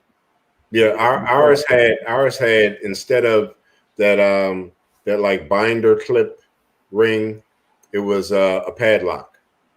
Oh, nice. Yeah, that's what I had seen was the padlock. Right. Same trick. Same thing, yeah. Gotcha. Okay. So yeah, should we do it? We don't have to. We can go into the most important thing. Yeah. Well, okay. So the thing is that we had talked about this being, and the people that were here a couple weeks ago when we were initially, were pitching the concept, we had talked about having a wheel and spinning the wheel, and then whatever it landed on was what the person had to do. I think we're gonna leave it up where all it is Masado, you are now on the spot. You must perform something. Now that doesn't have to be magic, but you must perform. So it could be. If you got the pole there, you do the pole. Yeah, you could pole dance. As we've talked about before, we've said that we were going to challenge every guest to freestyle rap. We haven't had the courage to do that yet. Oh, well, good.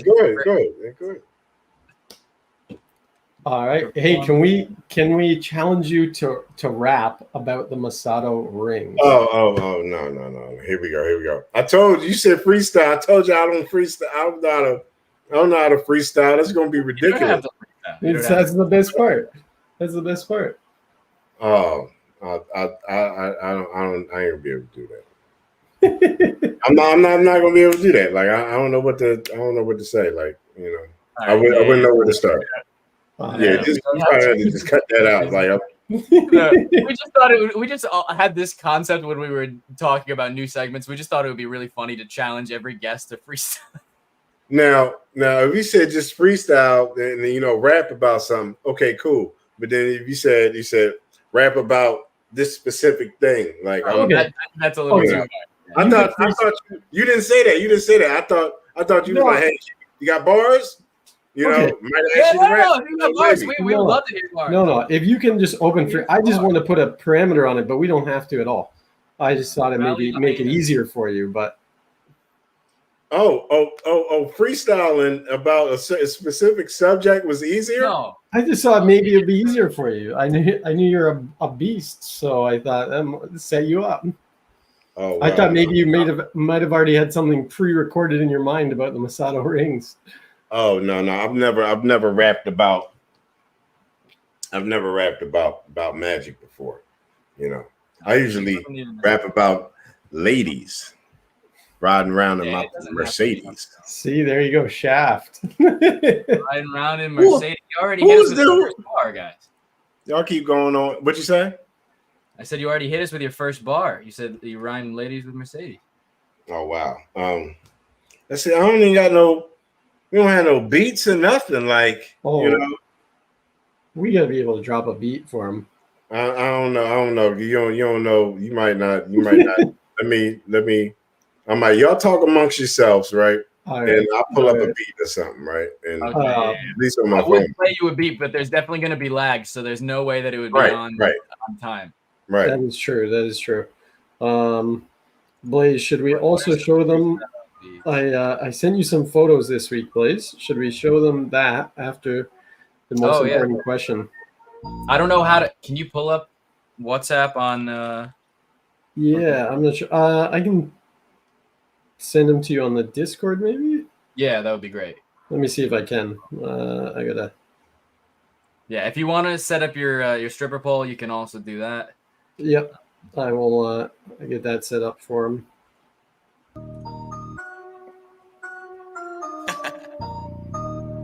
Dark side. Oh, it says purchase here. That's not royalty free. Powers our digital world with Contentful. Create content once and use it. Hey, can you hear that? Yeah. Can you hear the music? Yep.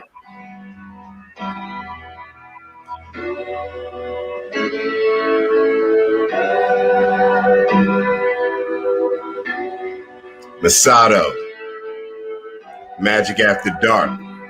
I told her, hop in the wheel and take a ride with me. She falling back and relaxing. See, baby, you vibe with me. Get in that right spot and see you ride with me. Grab a couple bottles so rock us all.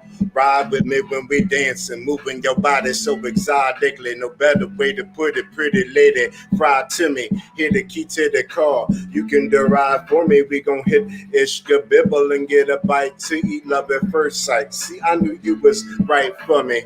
Down to earth, never argue or fight with me. Simply amazing, love making, spend the night with me. Better yet, how would she feel about her life with me? Always telling the truth, but she never lied to me. Sincere, keeping it real, nothing to hide from me. Unconditional loving is what she provide. Possibly, pretty lady, she'll be my bride. Come on, yeah.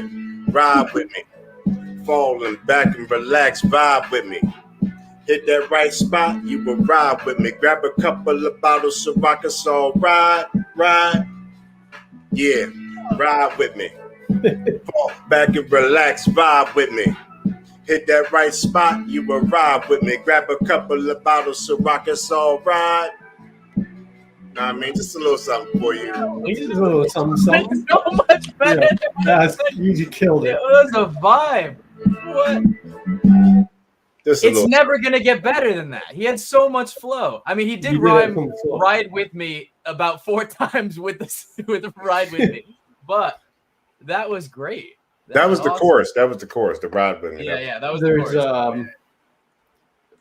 There's that one. There's a show, like a YouTube show where I've seen it on YouTube, anyways, where they have like different guys freestyle and stuff, and it was what's his name? An actor went for like 4 minutes freestyling, and it was insane. But you talking about the boy from Transformers? Yeah, exactly. Yeah, yeah, I saw that. Yeah, when he did the 5 Fingers of Death or whatever. Yeah, he killed that. It'd be crazy to see if magicians all of a sudden are freestyling like crazy. That was really good. You want to know? I don't know if you know him, but you should know him. If you don't know him, I'm going to tell you. If you don't know, there is a magician who raps about magic and who does it really well, and that is. Is it Kevin Blake? No. It is. He has a rap about magic, or it's for a trick. It's Mervant Vera. Mervant Vera. Yeah, Mervant. I'm sorry, Mervant Vera. Yeah, he raps about. He's amazing too. Like I'm not supposed to talk about like all the cool stuff he does because he's like this guy. Yes, him. Oh, okay. Merv. Yeah, Merv. Shout out to Merv. Merv. Somebody go tell Merv that we talking about him on Magic After Dark. That's awesome, man. I mean that went so well. I'm so happy that we did that. But imagine if we challenged any of our other guests to do that. That would not have been. It wouldn't have been that cool, baby. It wouldn't have been that cool. They don't have the style. They don't have the flow. I got it. Okay, so we're gonna have to like practice though, Ryan, because if we're gonna start challenging other people to freestyle, then we got to be able to spit some bars too. Yeah, I used to be able to freestyle really good. Actually, I used to freestyle with my buddies all the time, but it's been 20 years. Well, you don't believe Masado. So I think I told you this when we first met. So back in the day, one of my groomsmen, or like my best man in my wedding, is like right from Guyana, and so I used to hang out with him and his family all the time. And I had a huge fro, huge. I let it grow for a couple of years, and so I had cornrows, and I had cornrows, and then I think that's why my hair is receding now, because you got to pull those things so tight. Yeah, that's what happened to me. Yeah, I remember the first time I got them put in a couple times, and the first time I did it, I was like, I had to take Advil and Tylenol at night because my head hurt so bad. And then the next time I did braids, so I had like 100 braids in my hair, just going all over the place. And yeah, so we used to just. I remember we used to drop the one brother off to for basketball practice. He played like rep basketball, so we would drop him off, and me and the other brother, we would sit in the car for like a couple hours just freestyling. And so yeah, but it's been many years. A couple of decades went by since then. Oh yeah. So it would be some rough bars now. Yeah, man, I could dig it. Yeah, no, I think maybe we should make this a recurring segment. I think. What do you comment in the comments if you think we should make all of our guests? I think I said either rap or sing, or they got to do a magic trick like on the spot. Maybe a magic trick with such said item, like grab a plunger from your house. You know, just like random like, challenges. like Grab a plunger. Grab a tiny plunger. Yeah, exactly. But like they can't just do like a card trick, right? That's a little too easy. Not after Masado just freestyled the heck out of that. No. I mean, we could do that. It's like do a magic trick with whatever random item around your house. If you don't have that, or you don't want to do a magic trick, then the out is you have to freestyle rap. Yeah. Yeah. Just imagine if we had Doug McKenzie on here and we made him rap. But the thing is, he brought up a bunch of stuff about Eminem during our. Didn't he freestyle a little bit?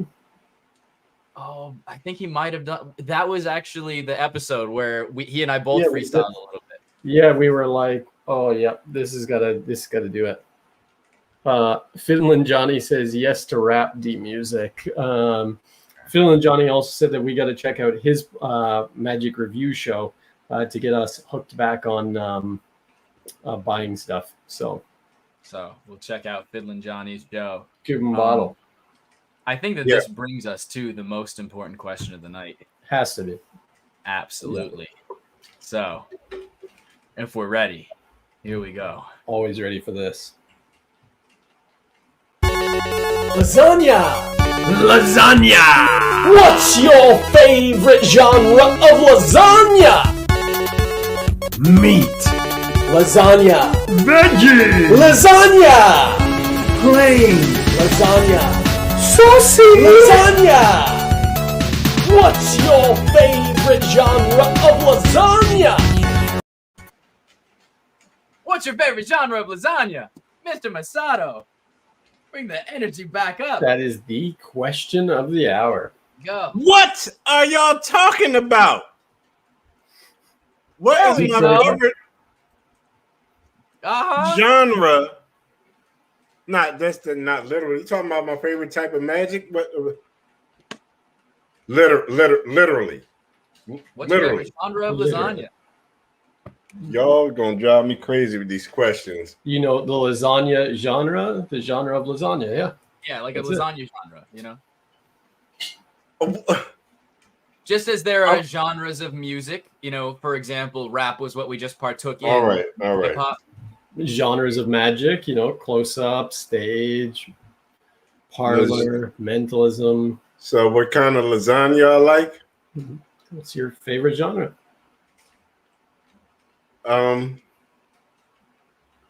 The good kind, I guess. The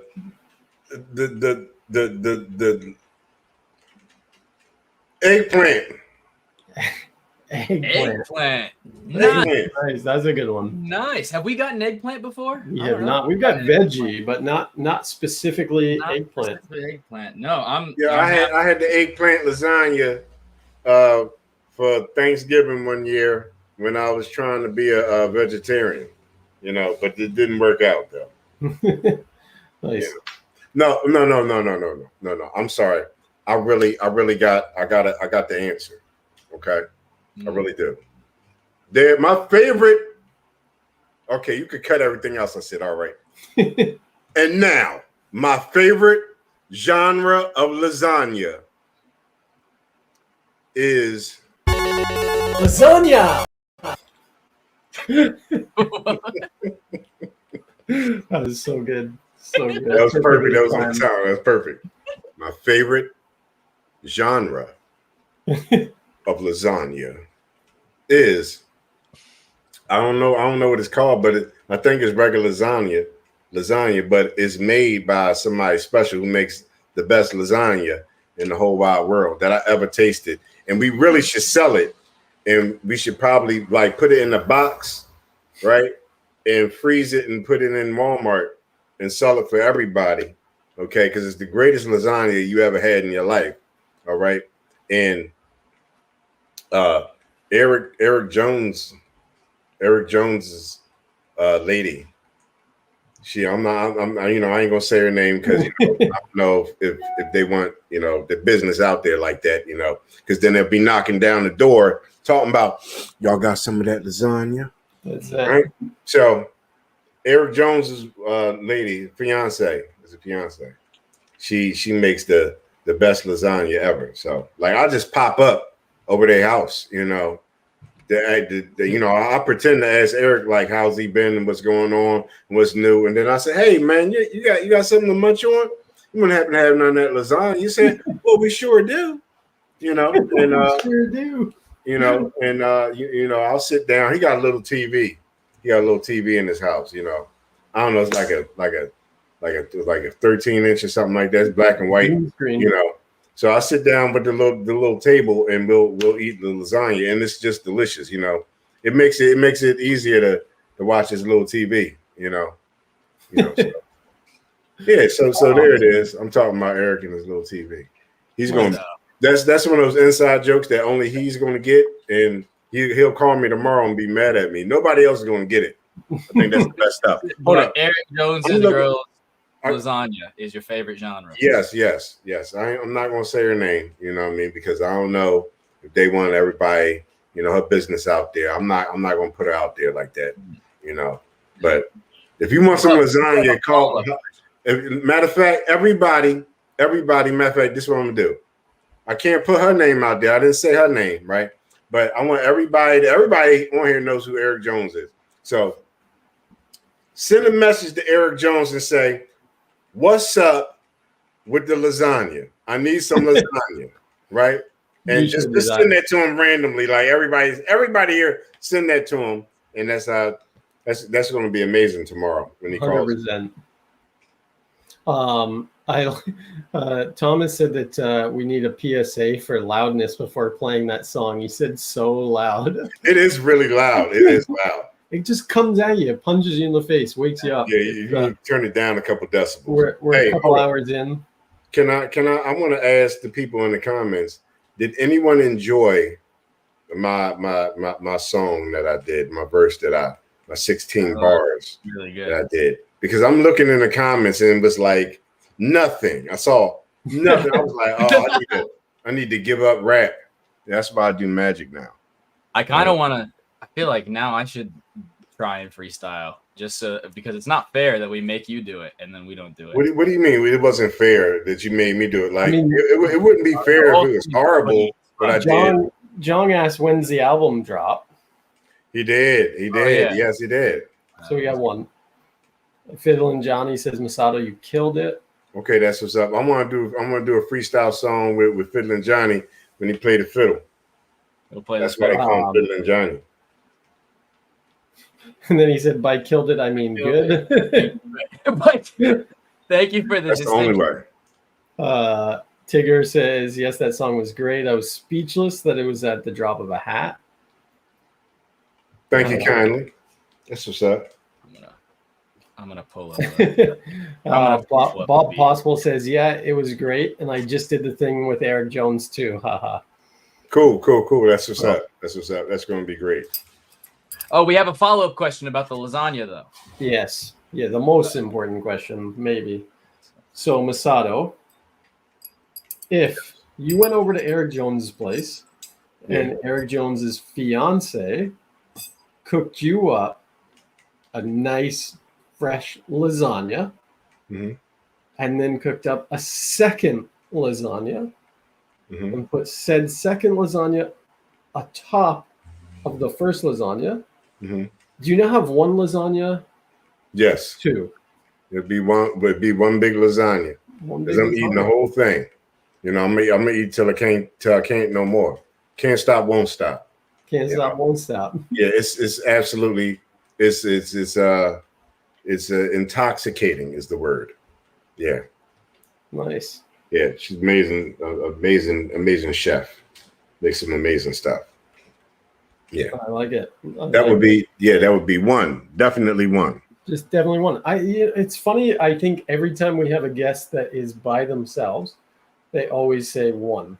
And every time we have two guests on together, they always say two. Just weird. Just putting it out there. It is interesting. Yeah. Whether it coagulates to form one mega lasagna. Yeah. You say coagulates. Coagulates. You know what blood does or something with coagulation? Yeah, it's like when you leave a steak out too long. Nasty choice of words for lasagna, buddy. You know, the coagulation. Like, those are big words. Some big words. That's sweeping the nation. Oh, All right, so hold on. I got a quick question, right? Right. It's not a question. Like you looks like you got married. I did get married. Yes, just 3 weeks ago. Well, congratulations. Can you hit the applause button? You ain't got an applause button set up. You mean to tell me you got lasagna? Lasagna. That's about it. That's what we working with here. As much as we go. There's a gold nugget. Boom. Gold nuggets. But yes, lasagna. That's why I should have had people yell at the wedding. Was just yell lasagna. 3, 2, 1, lasagna. Oh, Phil and Johnny says congratulations, Blaze. What? I don't know. On me getting Apparently you got married too. Bob Possible says it's congeal, not the word that we're looking for. Oh, congeal, because they're not coagulate. Not coagulate. But yeah. Got married 3 weeks ago, huh? 3 weeks ago, yeah. Newlywed. That's what's up, man. Congratulations, man. Thank you. On your union. Tuesday will mark a month on Tuesday. Huh? So on this coming Tuesday will mark 1 month. Okay, cool. That's what's up, man. Yeah. That's what's up, man. I'm married too, so you know. Yeah, I got married in January 3rd. Well, congratulations to you as well. I got married to my wife. I did some magic and amazed the doctor, and so my wife's from Germany, and so she just married me I'm gonna be real. She just married me to get a green card, but man, who cares? It's okay. It's all right. Yeah. She's all right with me. When she get the green, as soon as she get a green card, she's gonna run out the door. Yeah. Well, we should still give him an applause though for getting married in January. Yeah. Can I get my lasagna? There you go. Get a lasagna. There you go. We got to turn that into the thing. That's the wish thing. I had an applause queued up. Yeah. Yeah, you got to make one for the next show, and then you got a bunch of people clapping. That's it. Yeah.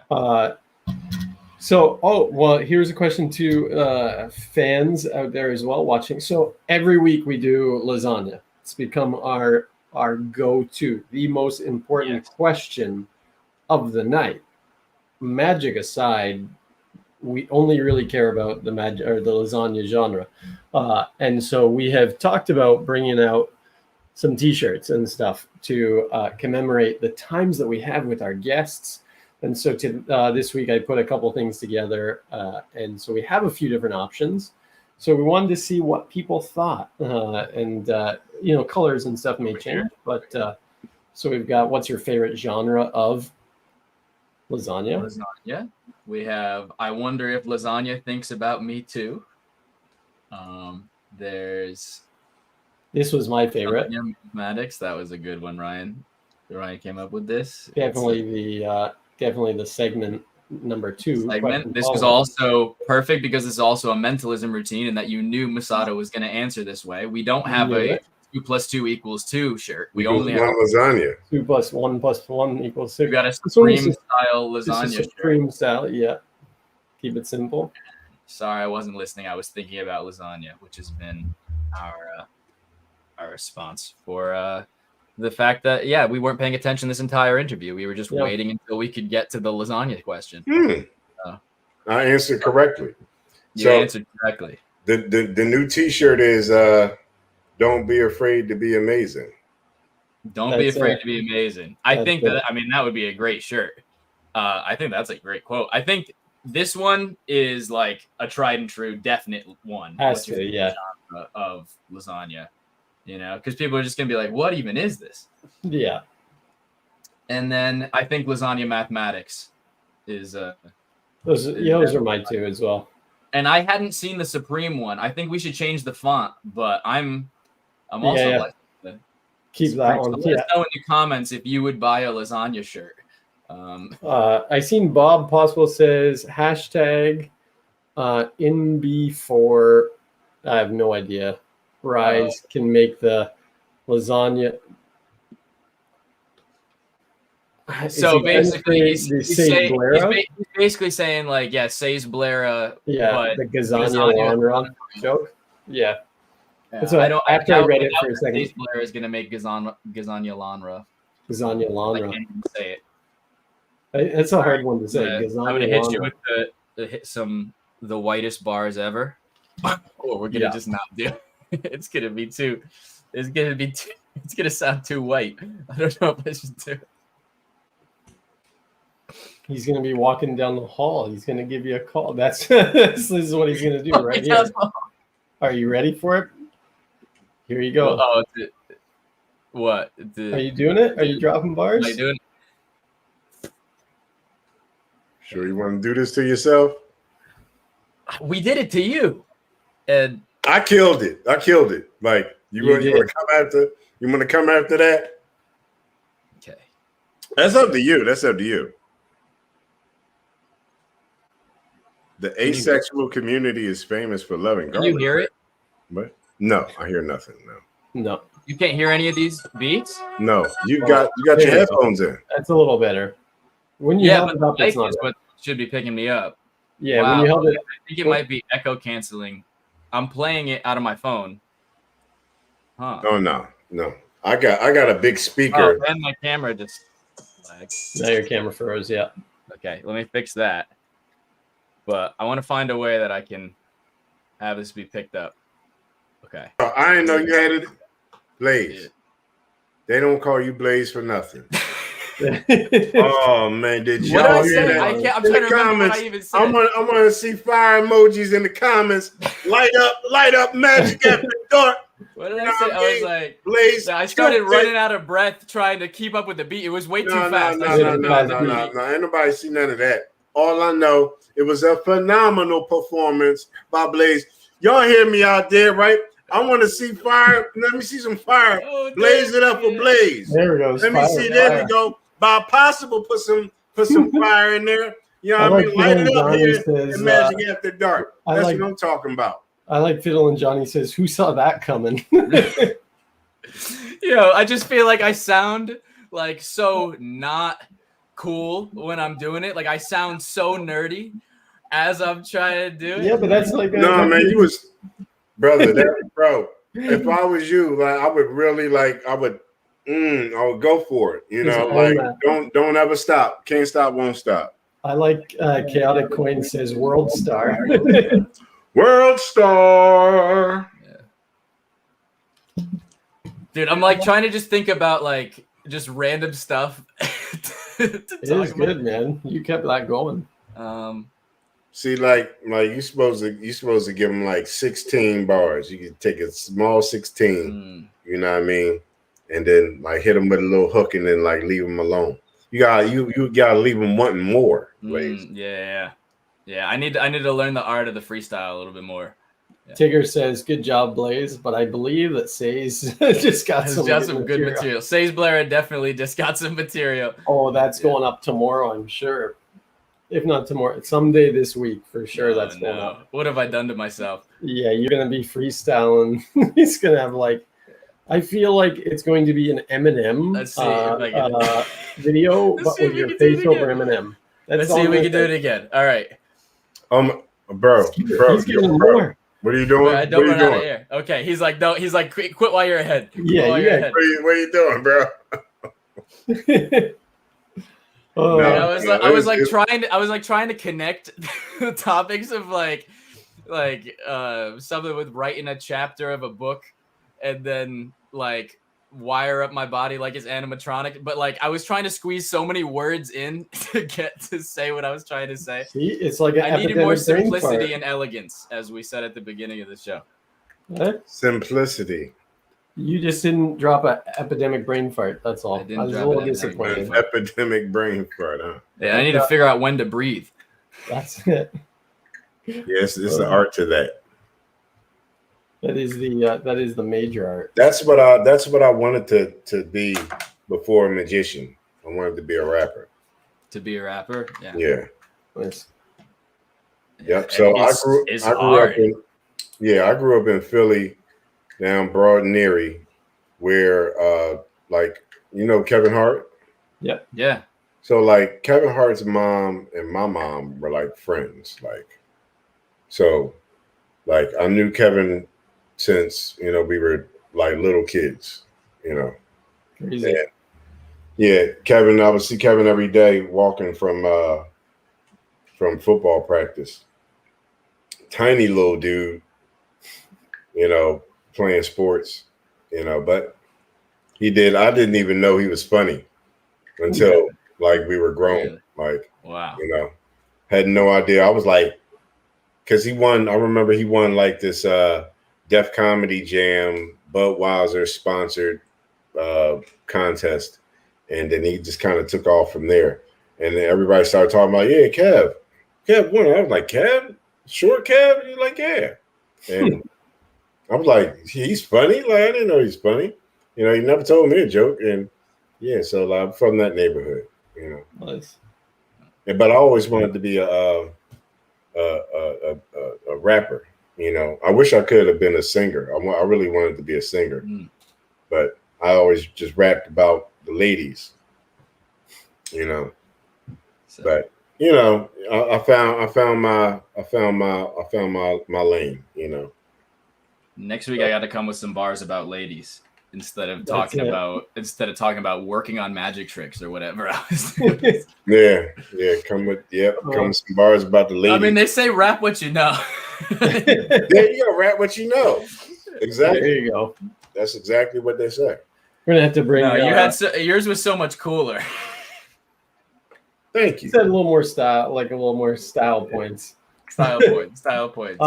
Yeah. He wasn't gasping for air in the middle of it. I think I was so nervous that I psyched myself out. There's Kevin Blake, who I'm friends with. He was doing AGT when he rapped during his AGT appearance, doing a magic trick. So we should have him on against Blaze to do a rap battle. That could be interesting. Yeah. Well, I want to get good. What did you say? You got to practice a little bit. I got to practice. Yeah. I got to get good enough so I can challenge Jabrizi to a rap battle. Jabrizi? Yeah. Oh I my God. gotta get good enough so I can challenge him. You could beat Jabrizi. Can Jabrizi wear his outfit though? Can we see it again? Can he wear that? Oh, can he wear? Oh wait, sorry, that wasn't it. Can he wear? No, that's not it. No. Can he wear this? There it is. Yo, I don't even know how. Like, I don't even mess with Jabrizi no more. My question is, how do you keep a career after wearing that outfit? Do you see Jabrizi doing magic anymore? Not really. Well, he made a podcast called "Reasons Magic is Dead." Because of him. What? There's one single reason. There's one reason. What if the whole podcast was him being like, me? It probably is. I've never listened to it, but it potentially with Jabrizi is like, ladies and gentlemen, today we're here to tell you once again, this is episode 53, why magic is dead. Tigger said, why do you have that set up and ready to go? What set up? He means this. Oh, that's that. Yeah. Why? Like, why is Jabrizi? Matter of fact, we ain't talking about Jabrizi no more. It's my time. Who the guest? Who the guest on here? Who's the guest? Mr. Masado. Mr. Masado. We ain't talking about Jabrizi on my time. Yeah, no. I have it just so that I can challenge him one day when I get good enough at rapping. You go. Oh, I can't wait. I cannot wait. We're gonna have the biggest magic rap battle of all time. Every magician that can rap. Oh my gosh! Imagine if we invited him on the show just so that we could have a rap battle. Masado's like, this is my time. He's like, this is my time. Cut that out. You can't. You're not allowed to mention the name, the one who will not be named. He's like Voldemort. Oh no. No, I'm very. I think that it would be really cool to talk to Mervant though. I'm curious about No, his whole journey. Merv is an amazing magician. Like, if you don't know who he is, like, he's top level. You know, any top level magician that you could think of, he's right along the same level. You know, and he's done some major stuff during the pandemic that he doesn't like for me to talk about. You know, because he came on my show and he was like, you know, keep everything on the level. And I was like, oh, okay, cool. You know, I don't know why, but he's a good dude and super talented. You know, super talented. And you know, you should definitely holler at him, see about being on the show. He's super entertaining too. You know, and he could talk. He could run his mouth. You think I could run my mouth? Woo! He could really run his mouth. So, yeah, I think it would be great if you had him. You know. Yeah, we'll definitely try to connect with them for sure. Yeah. I think somebody asked a question earlier, and I started talking about being exotic dancing at the senior citizen homes, and was trying to recruit Blaze, right? Yeah. But they asked a question about like what did I do during the pandemic? So